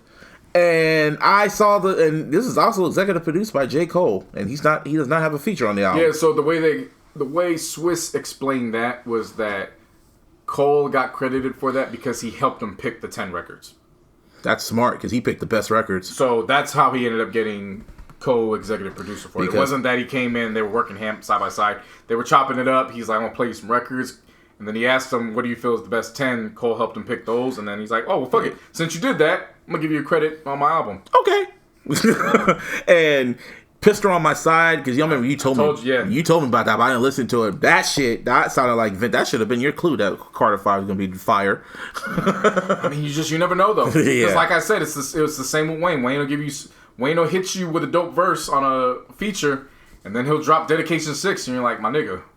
What the fuck was that? and then there was what's it called? Something Dirty with Jadakiss and Styles P with Kendrick on the hook. I was mad Kendrick was only on the hook. Yeah, we got to have a conversation at some point about Kendrick and these features. What do you mean? Because he did it again. What?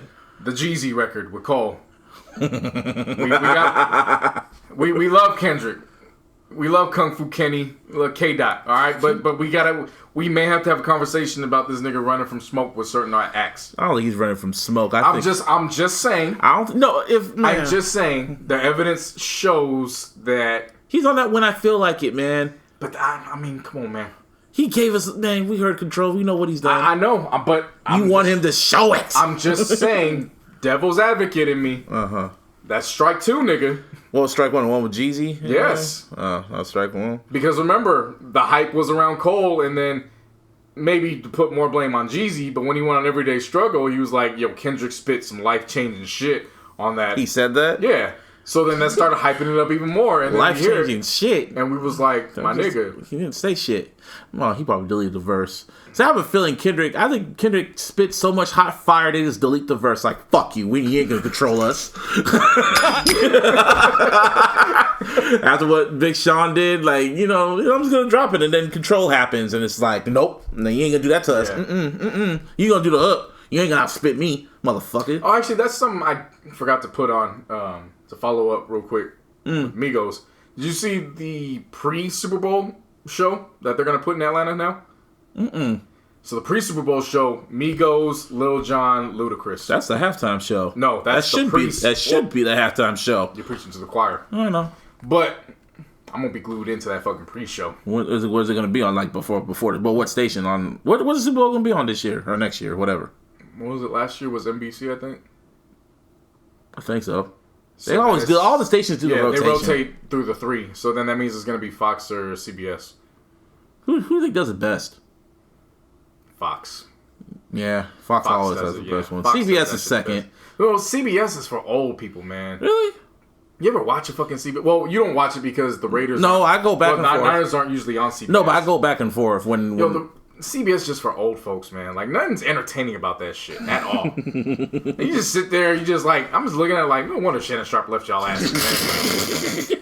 Deion Sanders was on that shit, too. And that nigga went to NFL Network. Sure did. He got the fuck up out of there. Now you see Uncle Shay on FS1, and they got the Hen Dog, and the Black and Miles. Yeah, CBS won't allow that shit. Yeah, CBS for them old niggas, man. Hey, back to Poison. Yeah, Kendrick... I'm like, they probably delete this verse. That's all. That's my narrative. Like, man, fuck you. Jim Jones on Preach was great. Yeah, that was a knocker. Jim Jones on, and then even when they got the nigga Gigs for what was that joint? Come Again. Even then, I was like, it's this Batman nigga, but it works. All right, it works. Nigga. Batman. But Echo though, from Nasty Nas, fam, boy, bruh. That track was better than everything on Nasir. I ain't gonna go like that. I like the record, but boy, Nas was spitting. That was vintage Nasir right there. If that nigga Nas. Put one of those and at least half of that on Nasir and subbed it out for 2 of the weaker tracks, I'd be looking at Nasir a hell of a lot differently than I do now. Well, that was a fire, one of the best records of the year. Nas was spitting that shit. And just when you thought that Nas stole the show, then comes this motherfucker on Cold Blooded. Oh my God, Pusher. That sounded like a Daytona leftover. I might just add it to my Daytona playlist. Nigga, this nigga came and said, y'all made the Savage, but then try to turn your back when the Rabies comes out. Like, bruh, what the? Nigga. Yeah. There's a reason why Pusha's first team all hip hop first team. Literally, and then it just keeps rolling. At this point, it just keeps rolling. I mean, even Young Thug contributed. Young Thug kept on Soldiers. Like, what the fuck, man? And then 2 Chainz got it with Stunt. 2 Chainz has had a great year. Even though he dropped the EP, and I didn't like the EP. But when I was breaking down track lists, trying to figure out placements for my top 50. Yeah. I'm going through, and every 2 Chainz features this year, I've heard that nigga done swung it out the park. Yeah, he knows how to do it. It's the Chloroseptic remix, all that shit. Man, he been doing this shit. Then Swizz Montana with him and French Montana, that was a great closer. All around, Swizz Beatz. What's a round of applause? Right, yeah. And the thing with this, too, is I've never been high on Swizz as a producer in terms of fueling a project. So, you didn't like on to the next one? When he produced for Hov? No, I'm not talking about that. I'm talking about fueling a project. Like, he's the lead producer of the whole shit. Okay, yeah, because some of his stuff, it just sounds too... upbeat? No, it sounds kind of arcadey. Yeah, I know what you mean. You know what I'm saying? Yeah, but, yeah. Like you just walking into a big arcade. Right. Yeah, but I will know say what you this. mean. I saw when he produces live and he went up against Timbo. Oh, when he went up Live? against... No, but against Just Blaze. With I Just remember Blaze, that. I'm sorry, yeah. Live, that nigga is that nigga live. He is. He knows he's that nigga, too. Like, I guess that's the best way to put it, where Yeah. I can handle Swizz in bits and pieces when it comes to projects, but when he's doing stuff live or he's battling... Showtime! Exactly. Like, that he's that Swizz nigga. Beatz knows how to make a rating. He has another... He said he's going to drop like 2 more. Yeah, he's got 2 more. Beauty So and the the second Beast. one is the one that has that Nas, Jay, And DMX record. and I think Jadakiss? No, I think it was just those 3. There's one more. I think it is Jadakiss, I think. Yeah, he's... The second album's the one that has that. I was just thinking when I was listening to this, I was like, the only person missing on there is Jay-Z. He was the only person missing on that. He was literally the only person missing because, man, just shout out to Swizz Beatz, man. That literally surprised me. That was a really good album. This next one surprised me too. I need to go back and listen to it because I like how I am with trap beats and shit. It's like, so yeah. The first listen, I let it go through one ear and out the other. Mm-hmm. And then when I went back, I was like, wait a minute. This actually, we got something special here. So out of nowhere, Metro Boomin comes out and drops Not All Heroes Wear Capes. Mm-hmm. So this nigga was already mid-year. He's like, I'm retired, former DJ, former producer. Yeah. And then, I guess last month they ran billboards were like, Metro's missing. So people were like, wait, what the hell's going on? But then that was just a marketing ploy to get ready for this album. So...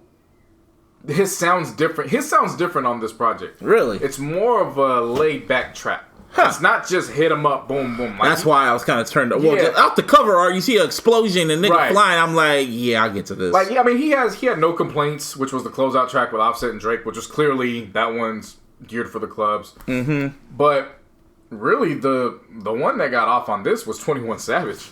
Oh, yeah, he did a whisper flow from what I heard. 21 Savage had a few joints on here, a couple actually. So Don't Come Out the House and then 10 Freaky Girls. And then he was also on No More with Trav and Kodak Black. And I gotta say, I didn't really care for Issa. Mm-hmm. Well, both of us did not give a fuck. But in seeing how he's taken in his role within the communities and he's starting to do stuff, and then hearing these 3 tracks, I'm ready for a 21 Savage project. Well, he announced that the album's coming out next month. I'm ready for that. Ain't gonna be on our list. But... I want to. If it's hot enough, I'll. Now you're gonna put it. No. If it's hot enough, I'll make sure it's on next year's list. Okay, that's what I'm about to get on your ass. No, hell no. Pause. Gotta remember, if it's hot from December all the way to the end of November, I will still count it and find a way. Plus, now I know why people do their little fucking end of the year list, because I saw the sport. Everyone does their list right before Thanksgiving, around Thanksgiving and shit. That's when they wrap everything up, because everything shuts down. Unless Beyonce is an asshole. Unless Beyonce is an asshole. And that's but when... wait, you want to find out when I met the bitch? Because she dropped self-titled in December. I remember that. It dropped in December, and that's when everyone... I remember it's like, well, that fucked up everyone's album of the year list. Right.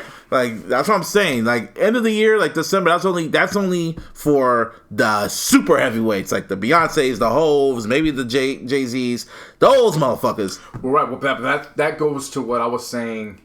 Had last year been the second Illies and we were doing the format, that means last year Bruno Mars and Travis Scott would have been included with last year, so we probably would have had a whole ass different ranking. Just from that alone. Bruno Mars would have been number 1. Karat, yeah, because 24 Karat Magic was going to hold. Oh, that was going to be number 1, period. Kendrick would have been too. Yeah. That's why still to this day, I am not mad that he beat Kendrick and Hov. But people are still mad about that. Niggas are still mad about that. I'm like, bro, a person of color that respects our culture. That was funny. On the Eminem interview, he went his whole rant about the Grammys. He's like, I don't even know who won album of the year. And he's like, Bruno Mars. No, Bruno Mars is fucking awesome. He said, I hella busted up laughing because he went on this whole rant about the Grammys ain't shit. He's like, I don't even know who won album of the year. They're like, Bruno Mars. Oh, Bruno Mars is fucking awesome. He switched his tone up hella quick. But yeah, Metro Boomin. I might actually listen to this when I what's it called after we're done here. Yeah, because I'm kind of curious because it's been getting a lot of noise. Like I said, it's a more laid back. Yeah, so that's what I'm saying. The first listen, it was kind of just going through one ear out the other. Yeah, but then when I caught the last 2 or 3 tracks, I was like, wait a minute, let me save this for tomorrow, and I'll come back to it. And I went back and I was like, damn, this got some heat. It's just a different type of heat. And it's 13 tracks. So, and it's 43 minutes. Like, Travis Scott floats in and out this joint. Really? Sway Lee floats in and out. Kind of like how Kendrick floated on Black Panther. Yeah, but there's like 4 of them. So it's 21, Offset, Trav, Sway Lee. And then even I think Young Thug has a few, more than one. Really? I think he's got a couple on here. And Drake was on this shit too? Oh yeah, the one was Offset. Yeah, I remember that record. Yeah, so it's like 5 of them. They float in and out with this shit. And Drake Tay Keith makes an appearance on here. Of course. As co-producer. See, Drake been kind of sneaking on these fucking records. He been really just sneaking his little verses on here. But now, overall, I fuck with this Metro album. Good. It's nice. It's definitely good. Another surprise drop. H.E.R. I still gotta listen to this later. Oh, yeah. This is the second part of her EP called I Used to Know Her. And if you notice in the cover, the photo's starting to develop a little more. Mm-hmm. This shit right here. Closer to the album. This shit right here, if she would have just made this an album, like combined part 2 and part 1 and made it would have been one of the best albums of the year. Because Carried Away, that was just a great, beginning. Like the whole album was smooth as fuck. And the one she gave me, oh man, this is when you get to the Going interlude. Oh man, I replayed that over and over. It was only like 1 minute, but man, it was smooth. Balls? Yes. Musical Blue Balls? Yes. It was like, oh, you bitch.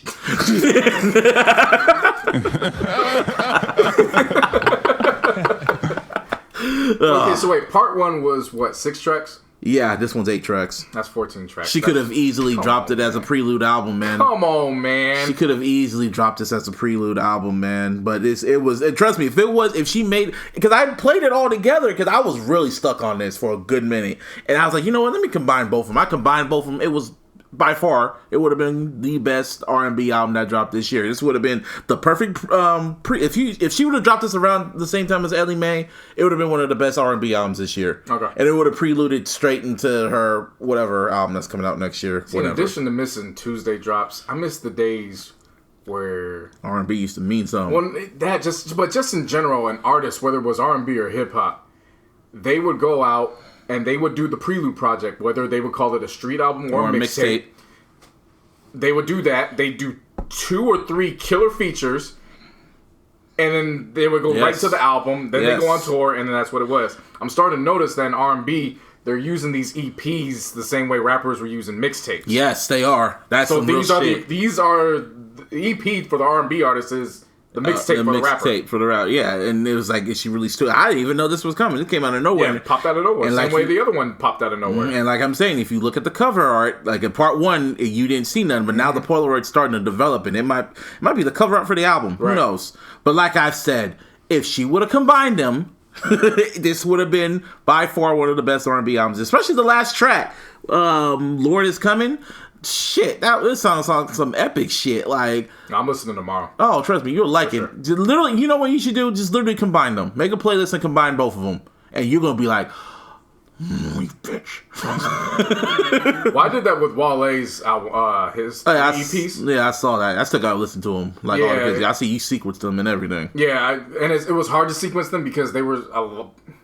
He had more songs catered to the ladies than he did had the for the dudes. So it was kind of hard to sequence. Like, okay, otherwise you're just gonna have a long track list. But I was able to sequence them all 13 tracks.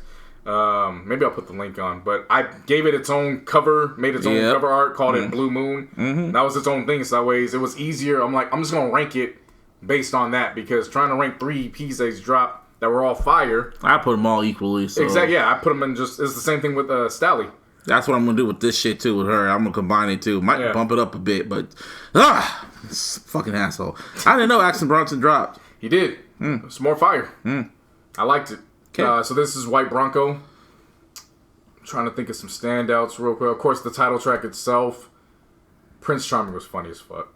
I mean, have you heard how him and fucking Viceland had a falling out? Yeah. Viceland falling out with everybody. First, Desus and Mero, then they cut in one tweet, just fucked it all up. And he said, fuck y'all. It was because of a tweet, too. Yeah. Shit. But there were those two, and then Telemundo. Of course you would like that. I'm telling you, man, these niggas dropping these, you you got Tapatio, then you got Telemundo. Telemundo. But yeah, no, shout out to Action Bronson. I think this dropped on I don't know if it dropped Halloween or on the 1st. See, these niggas be dropping randomly, man. Right.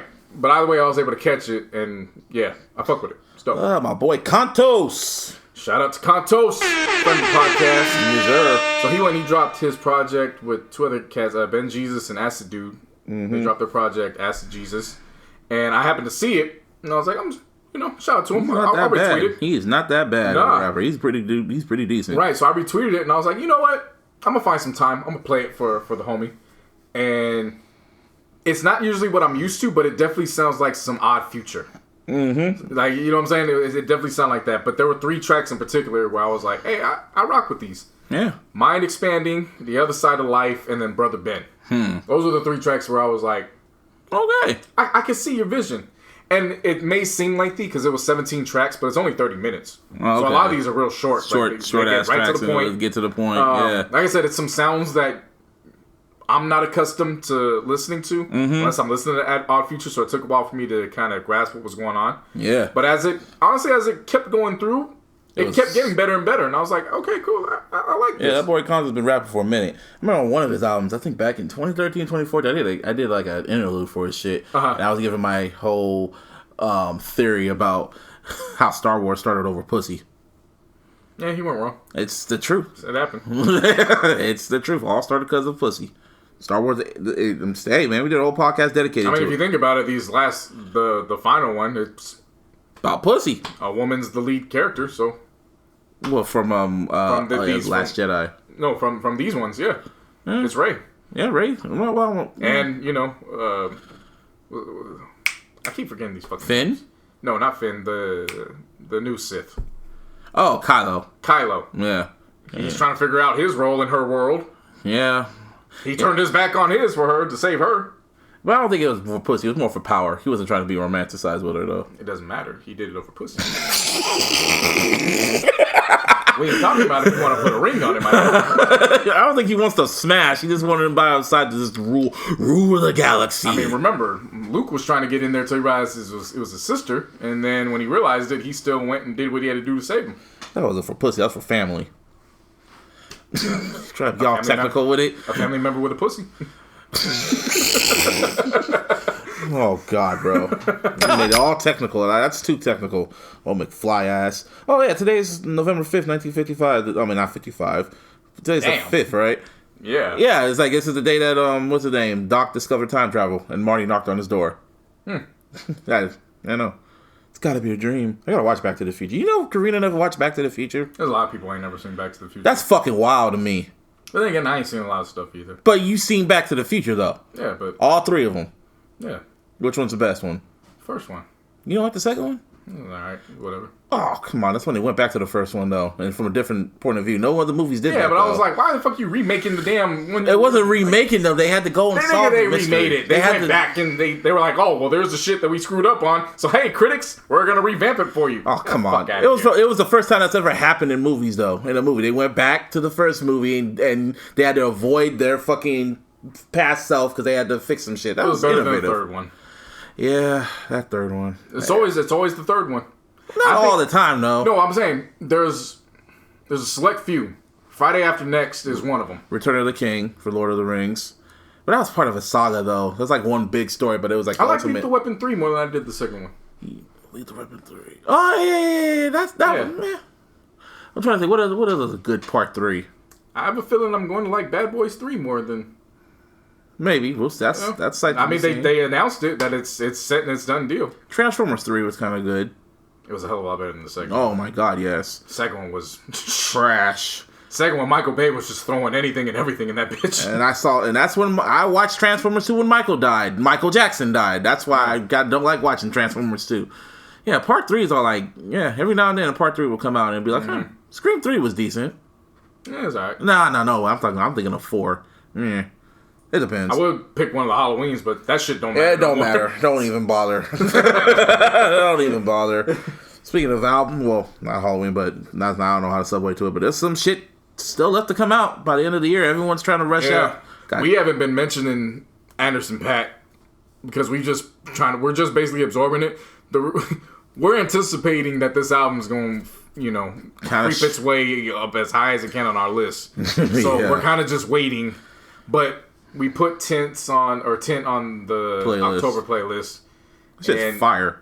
Anderson .Paak, like, there's not much that needs to be said about Anderson .Paak if you already are familiar with his work. Ninth Wonder's dropping his shit. The track he did, Jamla compilation. The song with J. Cole and Rhapsody, that shit's fucking amazing. Ice Cube, you're waiting on that one. Cube's dropping in December. I don't really give a fuck in terms of putting it on a list. I'm just ready for Everything's Corrupt. Oh wow, they fumbled that like a motherfucker. Yeah, because he's been waiting to push that out for a while, so I'm excited for that. I'm very excited for the Dips. You don't, man. You and the rest of New York. I know a bunch of people are excited for the Dips, man. Dipset was a whole... I know. That was man, my high school days, man. Were you wearing pink? They had a debate about that again on social media. Were you wearing pink? I think I had a pink polo. But I think that was because of both Cam and Ye. Yeah. I bet Cam was the one who made it popular, though. Yeah, I was cool with everything Cam until the nigga got a pink Hummer, and I was like, okay, you're going too far. All right, bro. But you got the juice, so there ain't much I could say to you about that. You know what I'm saying? It's just going to be that. I just predict that album's going to be full of nostalgia. If you are a Dipset fan, you are happy they finally dropped a whole album. Chop samples. Niggas talking about guns and shit. Now he's just older. Jewels is actually living his rhymes because, he's got the fucking case with the airport. About to go to jail soon. Yeah, so Jim Jones is more mature. Yeah. Cameron is still Cameron. Freaky Zeke gonna fly over somewhere and give a quick interlude. Like, I'm ready for it. But they had another debate about that. I think it was on Facebook. Really? Dips or G Unit? Ooh. To me personally, it's G Unit. And no, that's what I was saying. Initially, when I was younger, I was like, it's G Unit. But then when I've gone back and reflected, when you consider how quickly G Unit came and fucking went, like Bo Jackson, damn near, and how Jewels and Jim progressed when they all went on that hiatus, and how Lloyd Banks really wasn't the same after the first Hunger for More. You really have to think about it, though. Everybody, the main people from G Unit went platinum. The main folks. First time around. 50, Banks, Buck, Game, and Yayo. But that was the first time around. I know, that's what I'm talking about. I know the first time. I'm talking about now. I'm talking about remember, the first wave. Everybody from Dips they went platinum. They did? So I know Cameron did. So the Diplomat Community, I think, went double platinum. I think it went double platinum, if I'm not mistaken. I know the Beatz Joel's first album. I know it was at least gold. Cameron went platinum, of course. But see, here's the catch though. Jim Jones was really starting to break out at the time when sales were starting to come down. So I'm not gonna hold that against him. I know because that was when you have but come on, G. But over the years, I had to rock with Dipset. I don't think you have an idea for your throwbacks. G Unit versus Dipset. Yeah, that's one of them. I was just gonna do a whole ass G Unit one by themselves and a whole ass Dipset because really, when you break down not only those immediate members, but when you go to the J.R. Riders, the 40 Cals, and the Hell Rail, motherfuckers got knockers all fucking day. Yeah, but damn, I still think about just G Unit and Game. If 50 would have kept his ego in check, they would have been like the Beatles, man. They would have been like the hip hop Beatles. G Unit, it's modern day Death Row. Damn near, man. Like if he would have just kept his cool, if he would have just. Well, no, what I'm saying is it was modern. It was the same issue that Dre and Suge had. Egos. Where Suge just felt he was larger than life, and Dre was just there. When in reality, Dre was the engine that made that fucking label go. And then when you lose them. You lose Pac, you lose Snoop. Spirals out of control. Yep. Another news, and other people dropping. Jaden Smith, I'm curious about this one. I'm going to say it right now, man. I will say this. After Sire, if this nigga hits again, we might have to call this little nigga Mr. November. I think he might. He knows me. He's the son of a Fresh Prince. Like he just dropped the Goku song? Yeah, I didn't listen to it. He literally dropped that shit, and the next day ESPN was running it for the start of the NBA season. Well, marketing, man. Well, no, what I'm saying is that like he went from Jaden Smith, who was everybody was making fun of for the Batman costume, to all of a sudden he could drop something, and the very next day he's in. I'm an icon living. Yeah. I wonder if his dad's gonna be on it. Oh, don't. Right. Please put that out in the universe. Please. I just did. Please, yes. I mean, I remember the Icon remix he did. That shit was really fucking fire, even though it was just on Instagram. Yeah. And JID, Mr. Dreamville's very own. Him and J. Cole about to drop their Leonardo 2. Yeah, Leonardo. That cover art just is a classic alone, man. I just like that cover art alone. And they're about to drop another single. Him and J. Cole about to drop another single. Dope. Let's see. Shut Up and Dribble is already out now? Part 1. It's not one showing. Oh. It's a docu-series. So part 1, yeah, Shut Up and Dribble came out on Showtime. Saturday night. Okay. So part 1, I enjoyed the hell out of it. Because you know how a lot of cats today, they'll bring up names from the past, and it's kind of like, nigga, you still could have did what you did without them. Mm-hmm. LeBron brought up 3 names, and we wouldn't have what we know as the NBA or in sports in general now without those 3 names. And it's Bill Russell, Kareem Abdul-Jabbar, and Oscar Robertson.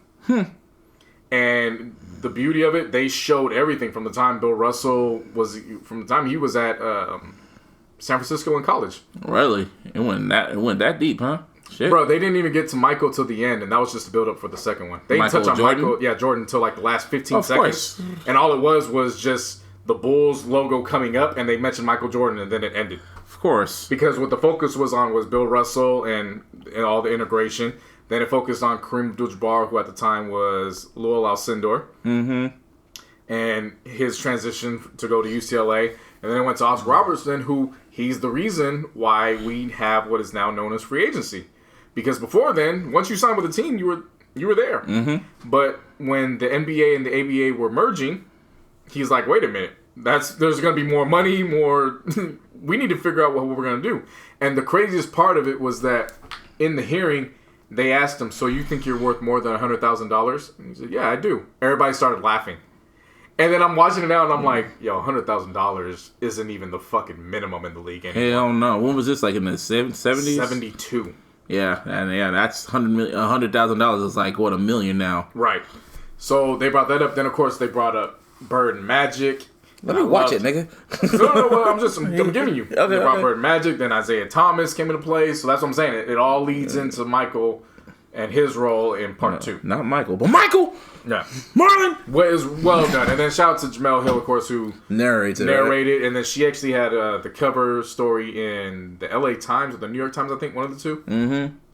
Damn, good for her. Yeah.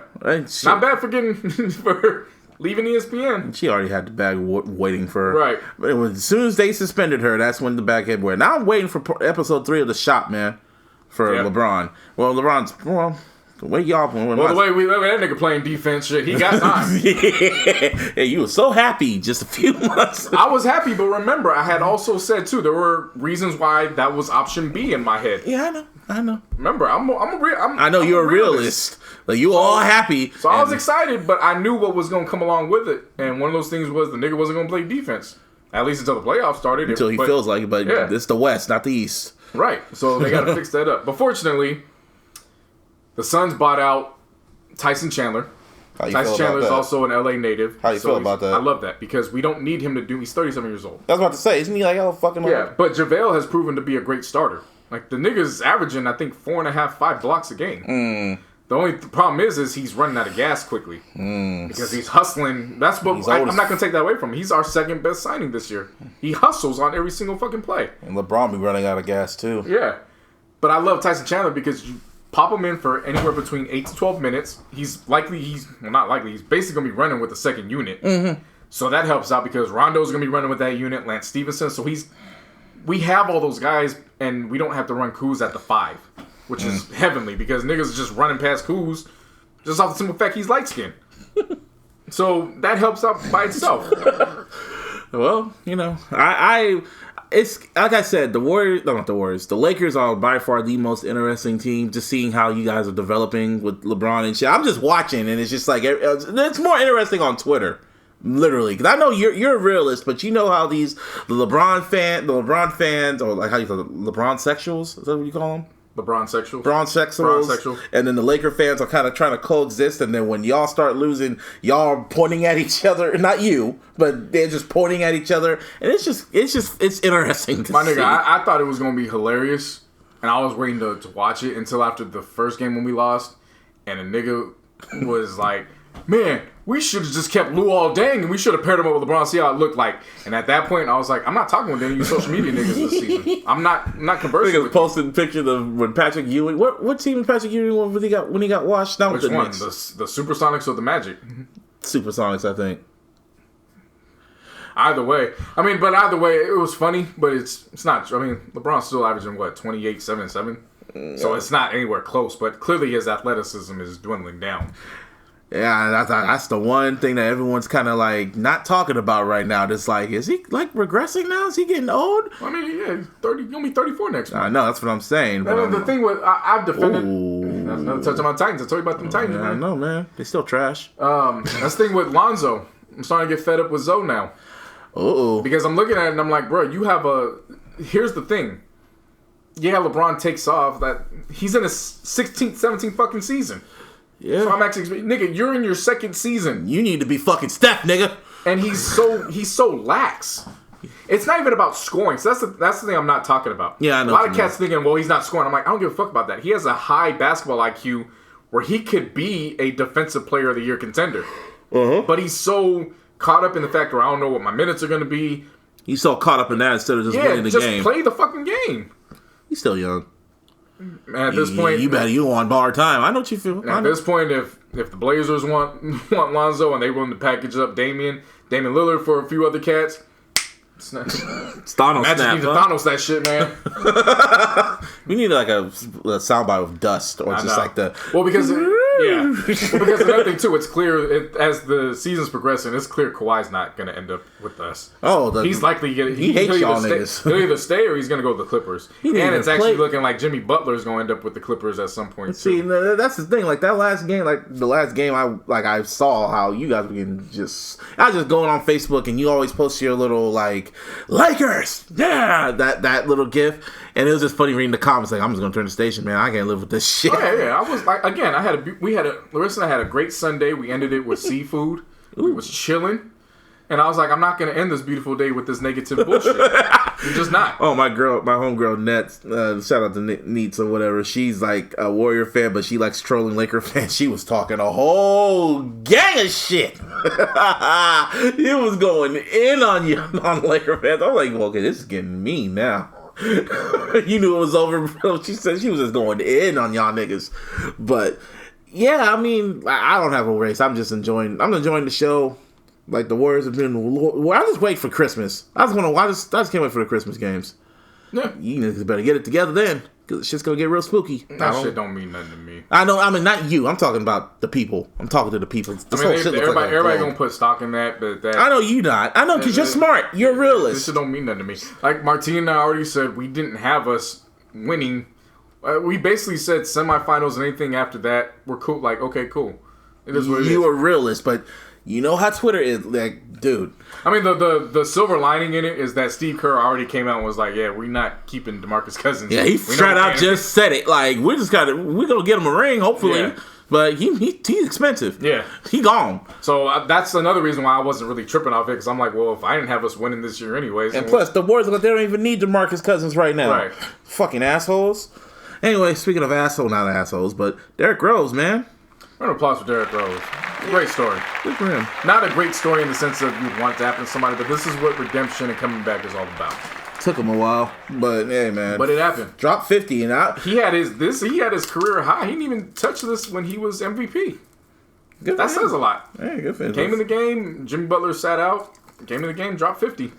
Oh, side note, you see what Jimmy Butler was throwing when they were going against the Warriors, and he was throwing up the top too. I ain't never seen a nigga that flagrantly tell a motherfucking organization, get me the fuck out of here.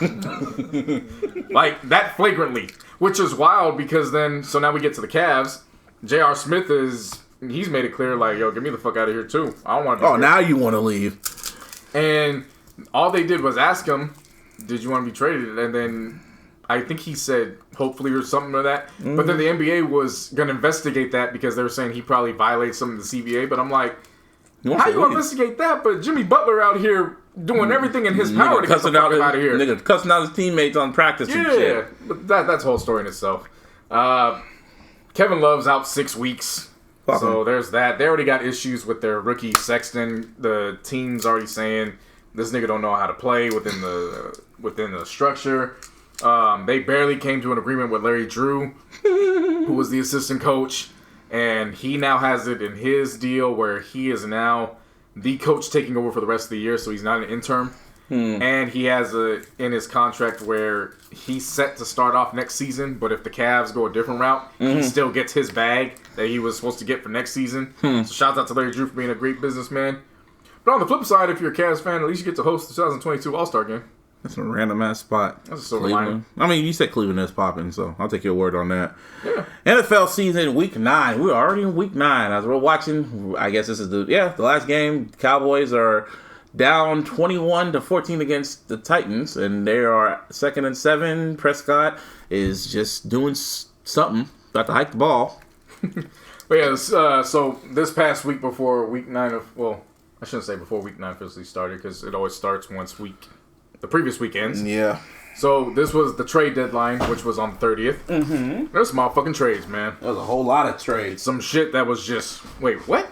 Random. So Demaryius Thomas woke up and realized he wasn't a Bronco anymore. Nope.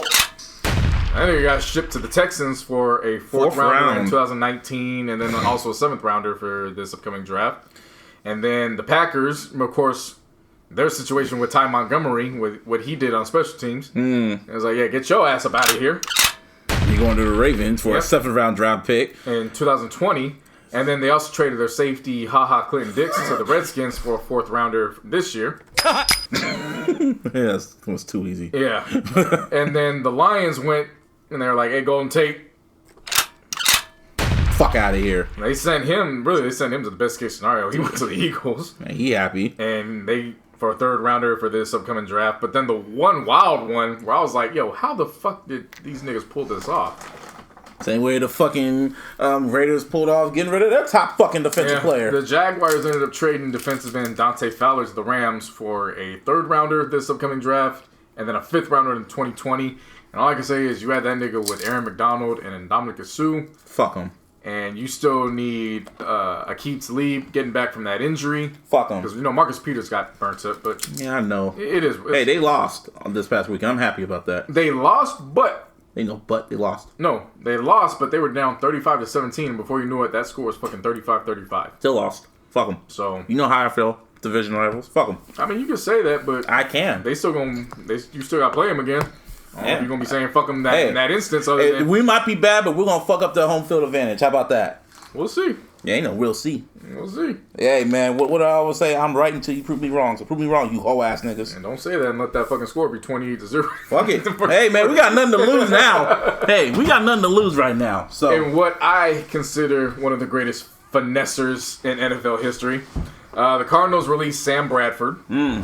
Oh, yeah. Now, Sam Bradford, in his career, has played 83 games. Mm-hmm. He has 103 touchdowns, which means he's good for just over a touchdown a game, barely. He has 61 interceptions, which means probably close to every other game he's going to get you an interception. And overall, he has a 34-48-1 record. And this nigga has found a way to collect $127.5 million since he's been in the league. And that deserves a round of applause, more particularly to his agent. Yes, sir. Because when you can pull up that out, hey, that's you a good can laugh career. all you want at my fucking record. I don't give a fuck. Hey, I'm set for life. Exactly. Well, that's good for them. My Niners, the last ever Battle of the Bay. Mm-hmm. My Niners, it wasn't a game. It was a massacre. We destroyed the John Gruden Raiders. As Martine put it, that was a motherfucking eviction. That was an eviction notice to the Raiders. The fuck up out of here. Yeah. Go to Vegas or whatever, because we are the kings of the Bay. And I don't like talking shit. I don't talk shit about the Raiders, but when you go against my Niners after what happened the last time we played. Well, first of all, niggas was expecting this. And in retrospect, what ended up happening was... There's a whole bunch of... How many times? 35 points? 34-3, I think. This was actually one of the games I was like, man, fuck it, I ain't got nothing to do. I'm gonna watch this, the final battle of the Bay. And then my mom's asked me questions like, when did he get on the team? And I was like, I don't know, I don't care. I didn't even know that he was on the fucking team. Who's our quarterback again? I forgot his fucking name. Our third string quarterback from the Niners. I forgot his name. The hell if I know. But it was a name that got verified. Yeah, he got verified. He's on the team, but I don't care. He was on the practice squad, and they signed him literally that day. And he pretty much had a nice career day. They say he did. I guess he broke Brett Favre's record in college and shit. He broke a bunch of shit. I think he's the first quarterback to debut with like 2 touchdowns or something like that. Yeah, and Nick Mullins. Nick Mullins, there you go. Nick Mullins, man. He did a pretty decent job. That's all I'm gonna say, because delusional Niner fans were telling me like on this block or whatever, man, we should have started him instead of Garoppolo and CJ. I'm like, no, the Raiders are just trash. No, the Raiders are just very, very trash, and he was at the right place at the right time, and we just destroyed them motherfuckers. Yeah, I was watching that and I was like, that ain't the team I left in 2016. Seriously, it got kind of sad watching them too. It was just like, y'all niggas, wow, man. And the thing of it is that I finally have the grasp and I understand what John Gruden is doing. And chances are his 3rd or 4th season, he's probably going to end up having something to work with. The only issue is that he had something to work with to try to get something in Oakland before they left. He had a team. Well, no, that was the point, though. It wasn't about having the team. It was you were supposed to try to get something in Oakland before you left. Nigga said, fuck Oakland. And he came in the presser saying, I'm about Oakland. We're going to do this for Oakland. And then he left the presser and basically was, fuck y'all niggas. Yeah. I'm gonna redo them. I'm gonna make the Raiders in my own image. Right now, fuck this season. So got a whole bunch of draft picks. So it's not a matter of do I think I think he could get it done in about year 3, 4, or 5. It's just the issue. He was supposed to try to do it before the team left. They already gave him $100 million, man. Yeah, If this was any other coach, he would have been gone. Right. But you paid him $100 million for 10 years, so he gonna take his sweet ass time milking all that money. Oh yeah, he ain't going nowhere. Yeah, but shouts out to the 49ers cheerleader. Oh yes, round of applause for her, young lady. Had that Kaepernick and took a knee. Yep. Speaking of Kaepernick, they what's it called? They're selling those jerseys. The I'm with Cap. It's on black. It's on black and silver. And I told him I'm selling out. I keep telling my boy this is a sign. He's going to the Raiders. I truly believe it's going to happen. He's gonna go to the Raiders, and I don't know when. Carr's gonna be gone. I just really feel in my bones. Well, maybe as a backup, but he's going to the Raiders. I just feel it. Might be some years now, but I mean that's the thing. As every game goes by, he gets 1 year older, and in quarterback years, that's working against him. But just hypothetically speaking, if you imagine that first game he played, the ratings, how the ratings are gonna be. Yeah, I'll be through the roof. Oh my God, racist, black folks, fucking everybody and their mama is gonna watch Colin Kaepernick take that first snap and see if he's gonna throw a touchdown, get sacked. Either way, shit, he's gonna do it to prove a point. Yeah. Anyway, more people keep getting dropped from the Raiders. Yeah. So trades took place, and then the Raiders looked at the OG Bruce Irvin, and they were like, bye bye. They cut him, but the fucked up thing was they didn't notify it. They didn't notify him? No, they didn't notify it on the league wire. So he had to wait until today to officially be released. So he couldn't clear waivers. So now he has to wait a while before he can pick a team. That's some whole shit. Yeah, this is some random shit. Not Gruden, man. Damn. I don't know what's going on over there. Yeah, Raider fans, y'all wanted this. Again, I keep reminding you motherfuckers, after every loss, y'all wanted this. Y'all wanted that motherfucker. You should have just kept Del Rio. Yeah. Well, I mean, I know you're inside source. I get you, but you should have just kept them. Yeah. Don't it always seem to go? As you on the bright side, till it's gone. On the bright side, Jamarcus Russell ain't there. Oh my God, I read this. Can I tell this story? So apparently, a story came out today that the Raiders were really skeptical about Jamarcus Russell. Well, see, I don't even know why this is news. This is old. We've known this for a while. I didn't know this. But apparently it came out to again. me. So to me, I didn't know this shit. So this is funny to me. So apparently they were skeptical that he wasn't knowing the playbooks or anything like that. So they gave him some tapes as they go home and study them. And, next day, Jamarcus came back, and the coaches asked him, okay, so what was on the tapes? What'd you learn from him? Oh, I was watching blitzes, man. Blitz coverages, all that shit. Okay. All right, cool. And there was nothing on the tapes. Yep. It was blank.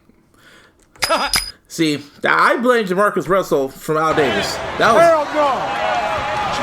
was Al Davis. Yeah, that was all Al Davis. He believed in Jamarcus Russell, and I don't know what his old ass was seeing, but you see that trash? Like, you were seeing a whole bunch of trash. He was the only one seeing gold, and we were seeing trash. You remember the other 2 picks that went later? Who?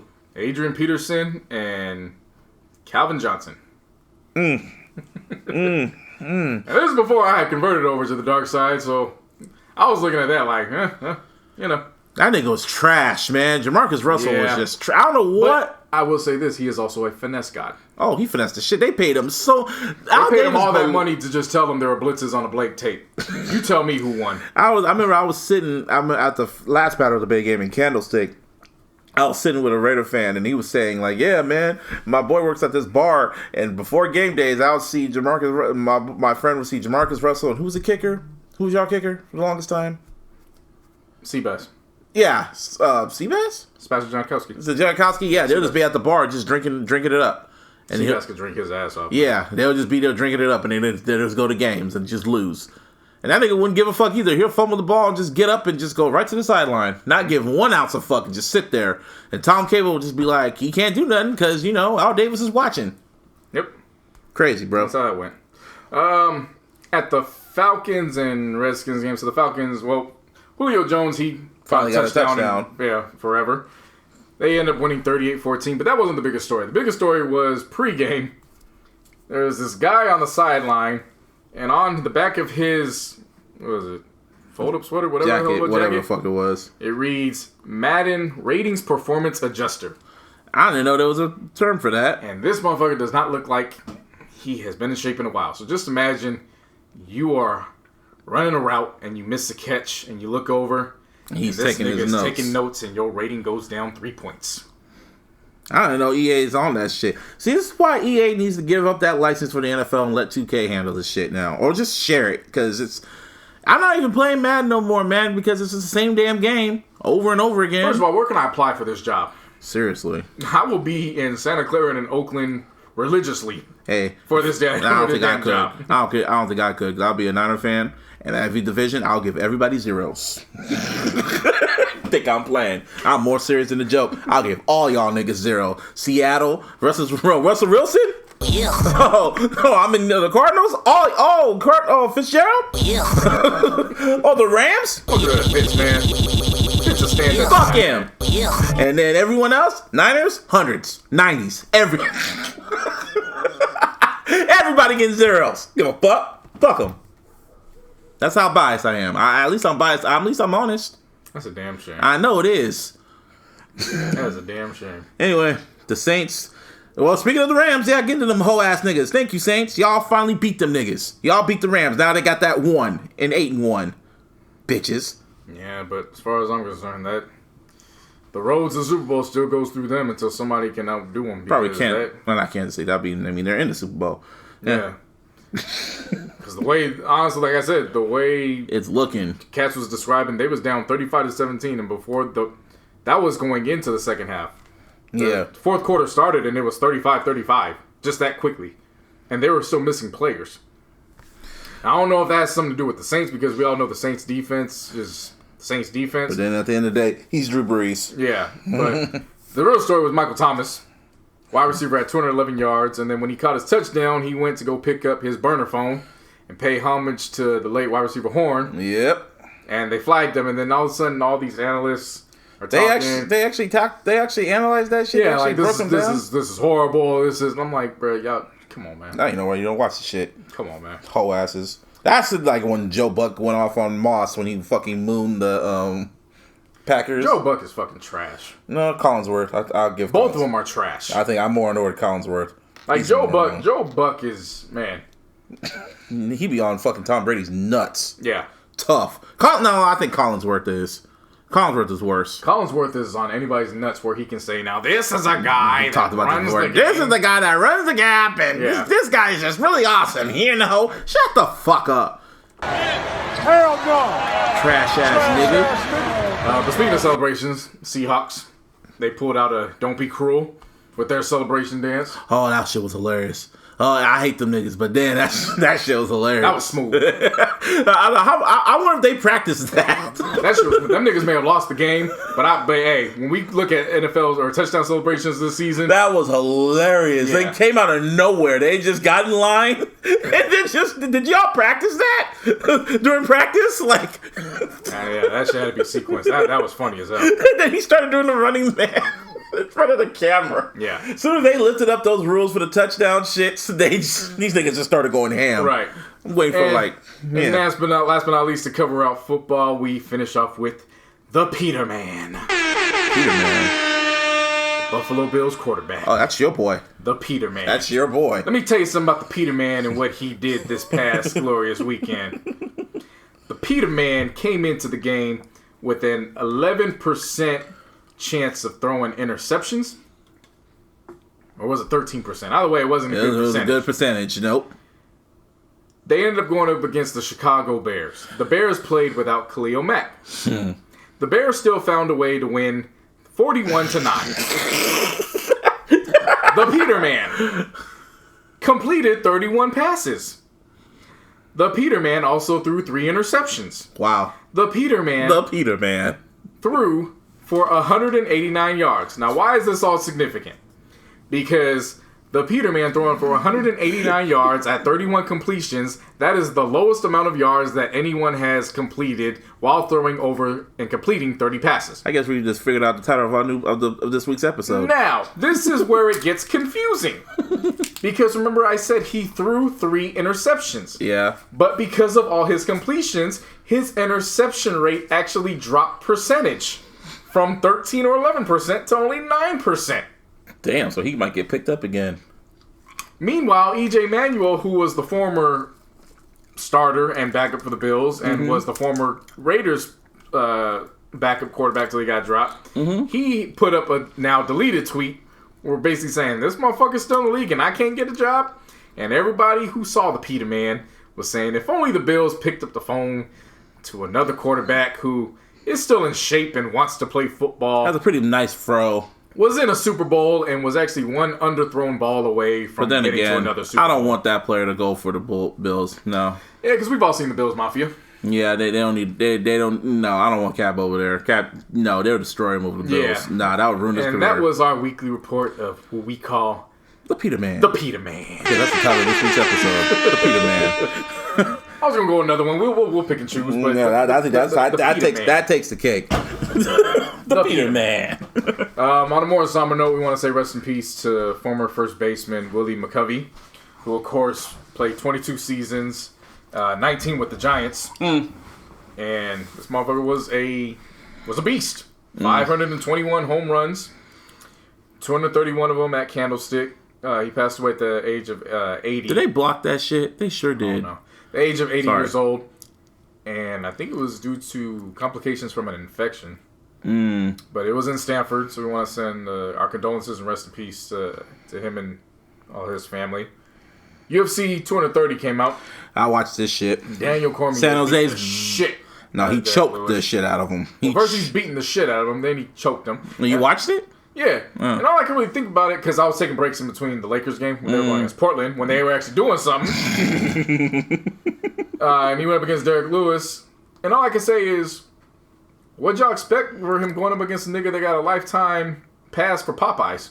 Like, honestly, what'd you expect? I think it was winded. I remember his post interview from the last time. He's like, man, I'm tired of shit, man. I'm not even mad at that. Like, as soon as we finish this episode, I'm gonna go get Popeyes my damn self. I'm just saying, what did you expect from a nigga that has a lifetime pass to Popeyes? Nigga choked the shit out of him.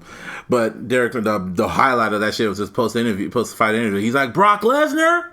Yeah. He's like, bring your ass over here. I got these 2 belts and bring that little WWE championship too. I'll take that too. Yeah, pretty much. And I might as well get into this shit because Crown Jewel. Well, I didn't really get into the wrestling talk like that, but Evolution, the first all-women's pay-per-view, was a very big success. That was a really, really good event. I watched that shit 3 or 4 times, and I've never done that with a pay-per-view in a while. Nice. It was a really good event. All of them did their shit. Charlotte and Becky Lynch put on, I bet, one of the best matches of the year with their last woman standing match. Trish and Lita still look good. They did a woman battle royal. Ronda Rousey was Ronda Rousey. Hell yeah! It was a good event. Now this shit, Crown Jewel people. I don't know if y'all been watching the news about what's been going on in Saudi Arabia, man, but that journalist that got killed and mutilated and shit because of the prince and shit, WWE has business with this motherfucker. And they've been they had hella backlash for it. And they pretty much, the prince is a big fan of the WWE, right, or F, and he loved Undertaker. He liked Shawn Michaels. and he wanted them to wrestle. Shawn Michaels is in retirement, but he said, I'll pay you a whole bunch of money if you come out of retirement and wrestle. Shawn Michaels was very firm. He turned down millions saying, I do not want to do this shit. But he saw that check, and he was like, Give me a hell yeah! yeah, he was like, I guess. He was like, I guess. And fucking... These kickers missing field goals, man. All this year, yeah. Then Undertaker, his old ass, he said he can't tell Vince McMahon no. Kane, who was the mayor of Tennessee, he can't say no. Triple H, he can't say no either, because, Vince would pull the plug. And they put on a really just sloppy-ass main event. And Shawn Michaels is bald now, bro. Yeah, I know. That's hard. That was sad to see. He can still go, but he's bald as fuck. That wasn't the main thing. That wasn't the main thing that really got everyone mad. They had this whole tournament, this World Cup tournament that had all Americans in it. And until the end, it got to the Miz and Dolph Ziggler. And Miz got injured. Shane McMahon, who was the general manager of SmackDown, came out. And he was like, fuck it, I could go in. He goes into the ring, and he goes for 3 minutes with Dolph Ziggler, goes coast to coast, just a little kick from one side of the ring to the other, wins the match. I'm so glad I didn't watch that shit live. Oh boy, wrestling motherfuckers were big mad. I'm so glad I didn't watch it. They were raw, man. They gave that nigga fireworks. This is a big stadium. He's holding up the trophy. He's like, I won. I did it. Woo! Just fireworks and everything like he won the WWE Championship. He wasn't even in the tournament. That shit was funny as hell. Watching it now, that shit was funny. What wasn't funny, though, in the beginning of the show, Hulk Hogan came out. How's it going there, brother? I didn't mean to call you nigger, brother. Nah, they were, but the Saudi people, they loved the shit. They were cheering and they had a good old time, man. But I said, when I saw Shane win and I just said everyone was mad, I was like, well, it could have been worse. Could have been Hogan. Yeah. No, shit. Yeah. And they were cheering him, but yeah, they got the bag. They got the Saudi bag and shit. So, I mean, that's them. Whatever. That's whatever. Whatever. Wrestling is funny, man. Still love the shit. But, man, shout out to Kaz. Basically. Perfect. Perfect. Floyd Mayweather, bro. That's your boy. This nigga owes everybody. You think he owes somebody money? I think he's blowing through water like MC Hammer did when he was at the apex of his career and had all that money. He's literally going through his money like water at this point because he's paying everybody in his entourage. Mm-hmm. So people can try to convince me all they want. Oh, he ain't in debt. He's just doing it because he's bored. Nah, I think he's bored. When you are set to fight a Japanese kickboxer who is considered a prodigy, no, you're not just bored. You need to do something because you owe the wrong people the wrong amount of money. That's what that means. Maybe. The underworld don't let their dealings known to the public. Yeah, he wanted to fight Pacquiao again. I don't remember hearing about that. I was like, and we know why that he wanted to. Ain't no logical reason to do that besides money, and there's a reason why. And Pacquiao was like, "Nah, I'm good. You already beat me. That was what you wanted, right? So bye." Yeah. I'm gonna so you're gonna be fighting Tenshin Nasukawa in Ryzen 14. Yeah, it's gonna be on New Year's Eve too. And somebody said, I think it was Stu Gatz from the Dan Le Batard show. He said Floyd Mayweather is doing this because his debt keeps rising itself. I mean, like I said, I ain't gonna watch that shit. 'Cause I don't know why Mayweather's doing this shit. Right. I really don't know why he wants. Either you are bored or you owe somebody money. So I want to say you are bored and want something to do. I want to say that. I really hope you're bored. We'll see. We'll see. I ain't gonna watch that shit. Watch that be the one he gets knocked out at. Is he actually boxing him or is it some MMA shit? I think it's kickboxing. Why is he doing this? Don't ask me. I tried to tell you. Yeah, he owed the wrong people the wrong amount of money. Somebody money. Yeah. That's what it comes down to. Right. Anyway, another shit on Illy's coming up. Yep. And so, of course, we put all the first and second teams last week. So this week we got a few more nominations for y'all. First one coming up, we got nominees for Bay Area Artist of the Year. Yep. And we got E40, G-Eazy, Mozzie. Yeah. Even though we always say Sacramento ain't the Bay, but You know? I vouch for this shit. P-Lo. And we also got SOBRB. Stupid motherfuckers. And so round of applause to all of them being nominated for Barry Artist of the Year. Next up, we got Label of the Year. And that goes to Dreamville. Good music. Quality control. Top Dog Entertainment. And Young Moolah Baby. A round of applause to all of those nominations. And then finally, to wrap up this batch, we got the Most Improved category. And in that category, we got Black, Denzel Curry, Saba, Sylvan LeCue, My boy. and songstress Tiana Taylor. Good for her. Round of applause to all those. So once again, that is Barry Artist of the Year, Label of the Year, and the Most Improved of the Year nominees. Speaking of Young Money, since we're going to these mentions to wrap everything up, fucking Nicki Minaj made some history. Is she? Yes, for once. I gotta give props to this when it comes to numbers, because numbers don't lie. She became the first woman ever to be in 100 entries on the Billboard charts. Round of She's applause for joining her Young Money comrades, Lil Wayne, Drake, and also the Beatles. She's the first woman to ever do that. And on that note, I was like, shit, I give you props to that. And then it makes me wonder, why are you beefing with Cardi? Like, why are you starting to beef? Your legacy is cemented. Like, it's cemented. Like, you made history. You'll be known as the first woman to do that. You may have got a #1 record. Your album probably didn't go #1, but you are making history on a weekly basis on the charts. Like, chill, Nicki. It's not the end of the world. Your career ain't over like that. Stop being a messy ass person, and just let Cardi take over. Yeah. Just let it happen. Your time is come and gone. Literally. Maybe can reclaim it at some point another time. But like I said, like my mom always told me, your biggest L's happen when you just don't succumb to the first one and just take your lickings and move forward. She's not going to move forward. I keep saying it's not. I still feel something's going to happen with it goes to show. So we talked about it, breaking news last week with their beef. And then throughout the week, all of a sudden, now she wants to wave the white flag when Cardi came out with... Yeah, we didn't talk about that. Yeah, she waved the white flag, and now the beef is over. The beef ain't... the beef's not over. No, someone made a phone call. Yeah. So, like, some executives made a phone call and said, you bitches need to chill. So, yeah, I still feel something about to happen, and there's a flag, so that you were doing all that running, and you got knocked the fuck out. But yes, but other than that, Nicki, this is gonna be the real time I say this, but shout out to you. Shout out to you, but still fuck you though. Yeah. Because give credit where credit's due. Because that's the hell of an accomplishment. You still trash though. Now, to finish out this episode, some quick mentions. Google did their walkout for sexual misconduct. Sexual misconduct within the company. I guess somebody got paid out fucking $90 million. Shit. I was thinking $69 million. Touch me, nigga. Hey man.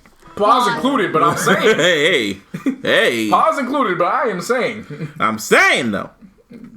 Hey, I'm open for you to catch a case. Come get it. Be a woman though.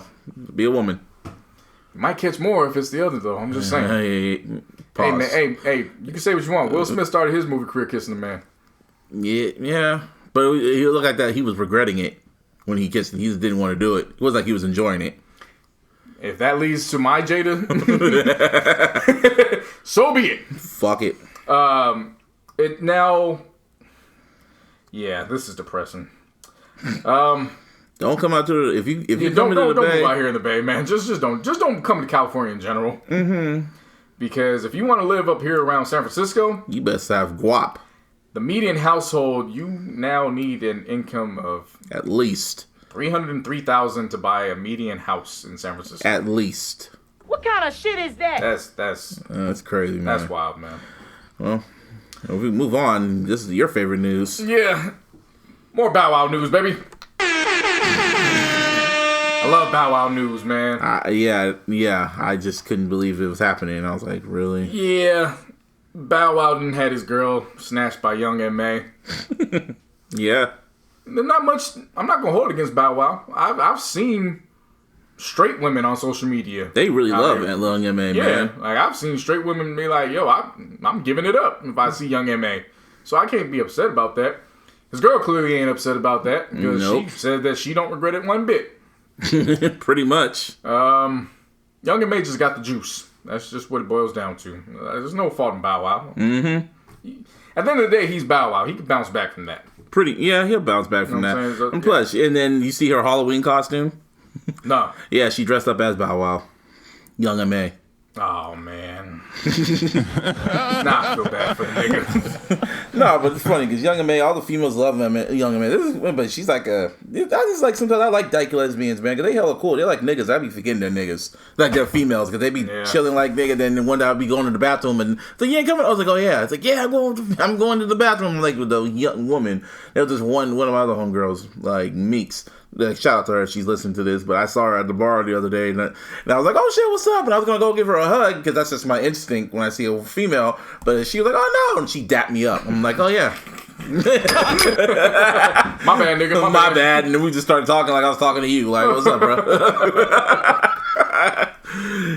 So but cool. In an alternative world, Daniel Lee's getting ready to drop his new film, Pimp, which stars Keke Palmer, and she's actually playing pretty much Young M.A. She's going to be playing a lesbian pimp. I could see Keke Palmer doing that. She's been quiet lately. As much people were pissed off. They're like, why didn't you just get a lesbian to play the pimp? And I'm like... Have you looked at Keke Palmer? Well, no, it's not even that. I'm just like, because it's acting. Like, you know how they are. You're not sensitive these motherfuckers are. Okay. Keke Palmer's been quiet. Either I think I unfollowed her or she blocked me. I don't know, but she's been kind of quiet lately because she low-key was annoying. Keke Palmer. This is the first I heard from her in a while. In a long while. That's what I'm saying. She's kind of quiet. But mighty funny. I said Daniel Lee. Lee Daniels. Mighty funny. He still got all the money to keep doing this, but Dane can't get his dollars. You feel me? And Empire is still on too. That's cool. That's crazy to me. That's wild. People still watch that shit. Yeah. My neighbors watch that. Really? Yeah, I just found that out, and it's funny as hell too because, of course, the long time they're family. Mm-hmm.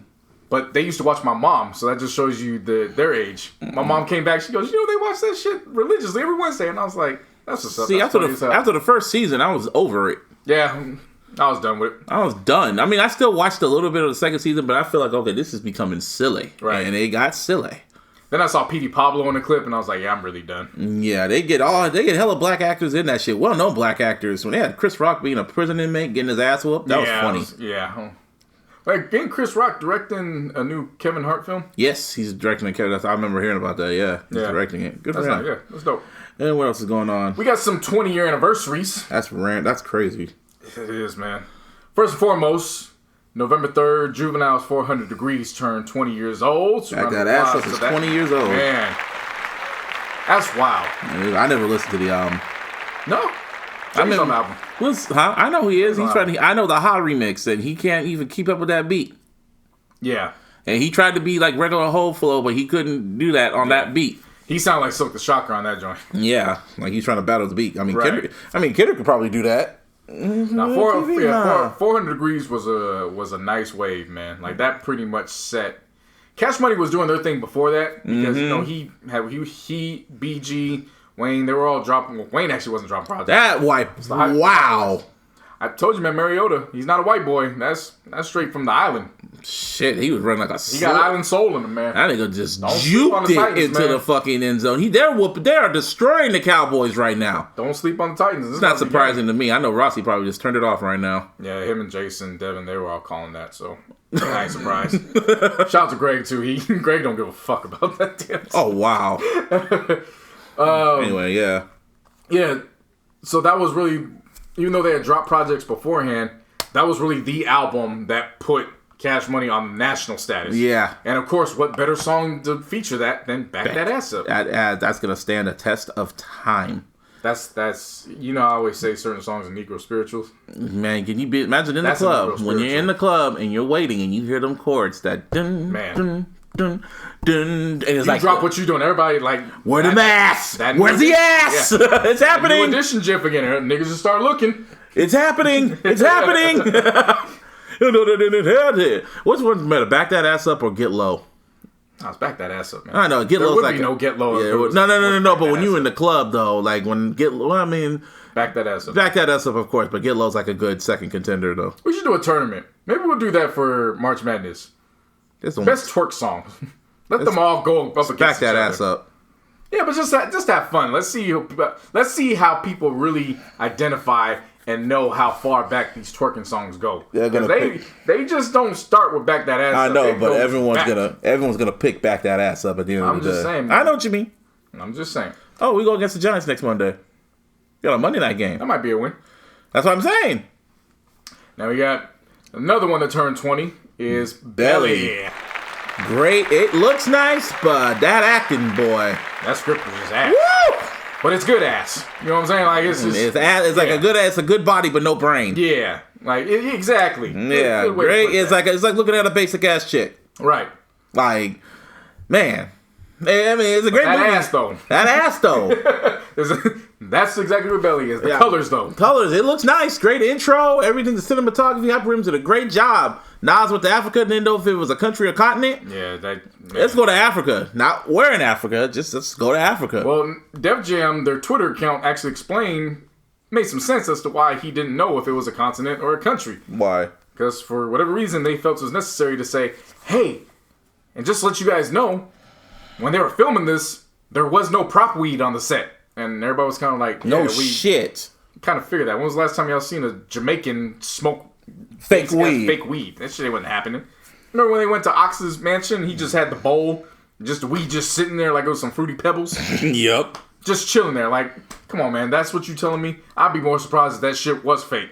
DMX has been on public record saying he showed up to set every day, gone off the hand. Fuck. No, he was off hand too. Hand, yeah. Which now makes those scenes. How the hell did they even get those scenes done? Memorizing the lines and shit. No, he improvised that shit. He had to. Him and Nas, they improvised that. Had to have improvised. Only best part about. I don't think that was improvised. I think he showed up as Bundy. No, it's just he just showed up as just DMX. He just call me Bundy.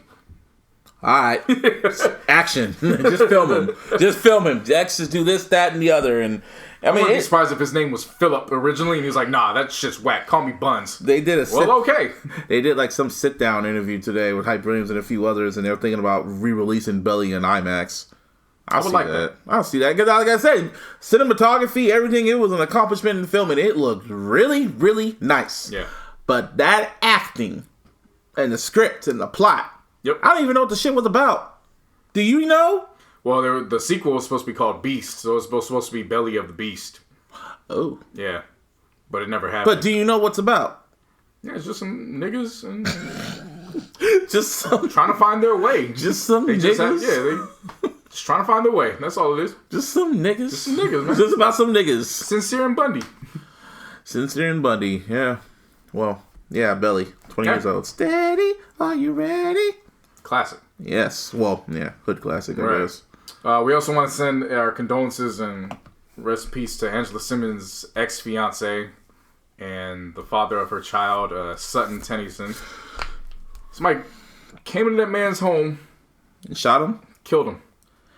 Oof. Yeah. Something must have happened. I think their son's 2 now. Oof. Yeah. So that's unfortunate, but what did he do? Just a regular guy. Just a regular guy. That's fucked up. Just happened to be you never want to say wrong place, wrong time in your own fucking home. Literally, seriously. But wrong place, wrong time in your own fucking home. Mm-hmm. So rest in peace to him. Rest in peace, and our condolences go to the families. And last but not least, Don Lemon fed the fuck up. He's been fed the fuck up. He's tired of playing by the rules, and he's letting it be known. Look, y'all come gay, do whatever the fuck you want, but I'm a nigga at the end of the day. I'm gonna let it be motherfucking known. After the whole Mike Brown shit, he just said, fuck all this shit. Yeah, he said straight up, white men are the biggest terror threat in America. I mean, it's the truth. Yeah, that sound effect is more serious. Yeah. Like, and we're gonna end this right now. We were recording this before the election. Last time we did a podcast, it was the day before the election. And we were all just like, you know what? Go out and vote. And part of me was just like, Hillary's winning this. No. Hell no. Trash. No. Just, yeah. So, I'm not going to say it, but you have everyone and their mama telling you, go out and vote in these midterm elections. And if you haven't figured it out by now, go Crip. Basically. Literally, vote blue. No red. Fuck these niggas. Fuck all that blood shit. Fuck all that Republicans. Go Crip. Because the Crips are the only one that know everything. Or just go independent and just vote that way. Like, no, either way, not independent. Get these niggas the fuck up out of here. Because the Blues is Crip, nigga. Don't independent. Fuck them independents. Go Crip. No, what I'm saying is you can still register as an independent. Yeah, I know. That's what I'm saying. Oh, yeah. Go register, but vote Crip. Just can't believe I'm saying that. Just vote blue. Just vote blue. All Democrat. And I'm not even a Democrat. Cripican. These motherfuckers... Vote Cripican. It's about what's right and what's wrong. And if you vote blue, that whole ass nigga might be out sooner than later. So... It's possible. It's gonna happen. Possible. Hopefully. Oh, yeah. Also, in this note, I guess yesterday, this past Sunday, was a 10-year anniversary of Obama's election. That was a great ass time in history, man. That was crazy. I can't believe that shit happened. I was like, what the fuck, he won? That was a time in history. That was a great ass day. Yeah. Tomorrow will be a great ass day, too, if it happens. So, on that note, you know what to do. Follow me, Busby, at Mr. Busby408. Follow the Illogical Sense Podcast at TIllogicalSP on Twitter. And the Instagram, The Illogical Sense. And follow me on Instagram, too, where I post random shit as Mr. Busby. You can hit me all over my social media, all across the board. JC No Heights. Appreciate everybody that keeps tuning in for the Throwback Thursdays. Yep. I'll be coming in now that I don't have to worry about the old job and I can sleep in and stay up late.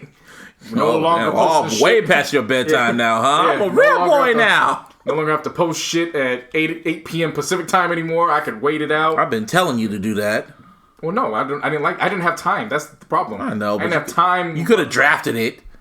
I don't like drafting stuff because then the computer runs slow and it's not something I can do on my phone because I got to get to work. I had to get to work on time. I didn't have time, so I had to get stuff done. I don't like being rushed when I don't even have time as it is. But now I got all the time. All right, except Craig. when the Lakers are playing, because that's exactly what happened. Lakers played on Wednesday, and I was like, nah, y'all niggas gotta wait till that shit's done. Well, that's exactly what's gonna happen again this Wednesday. I mean, folks really liking the shit, huh? Yeah, that's what's up.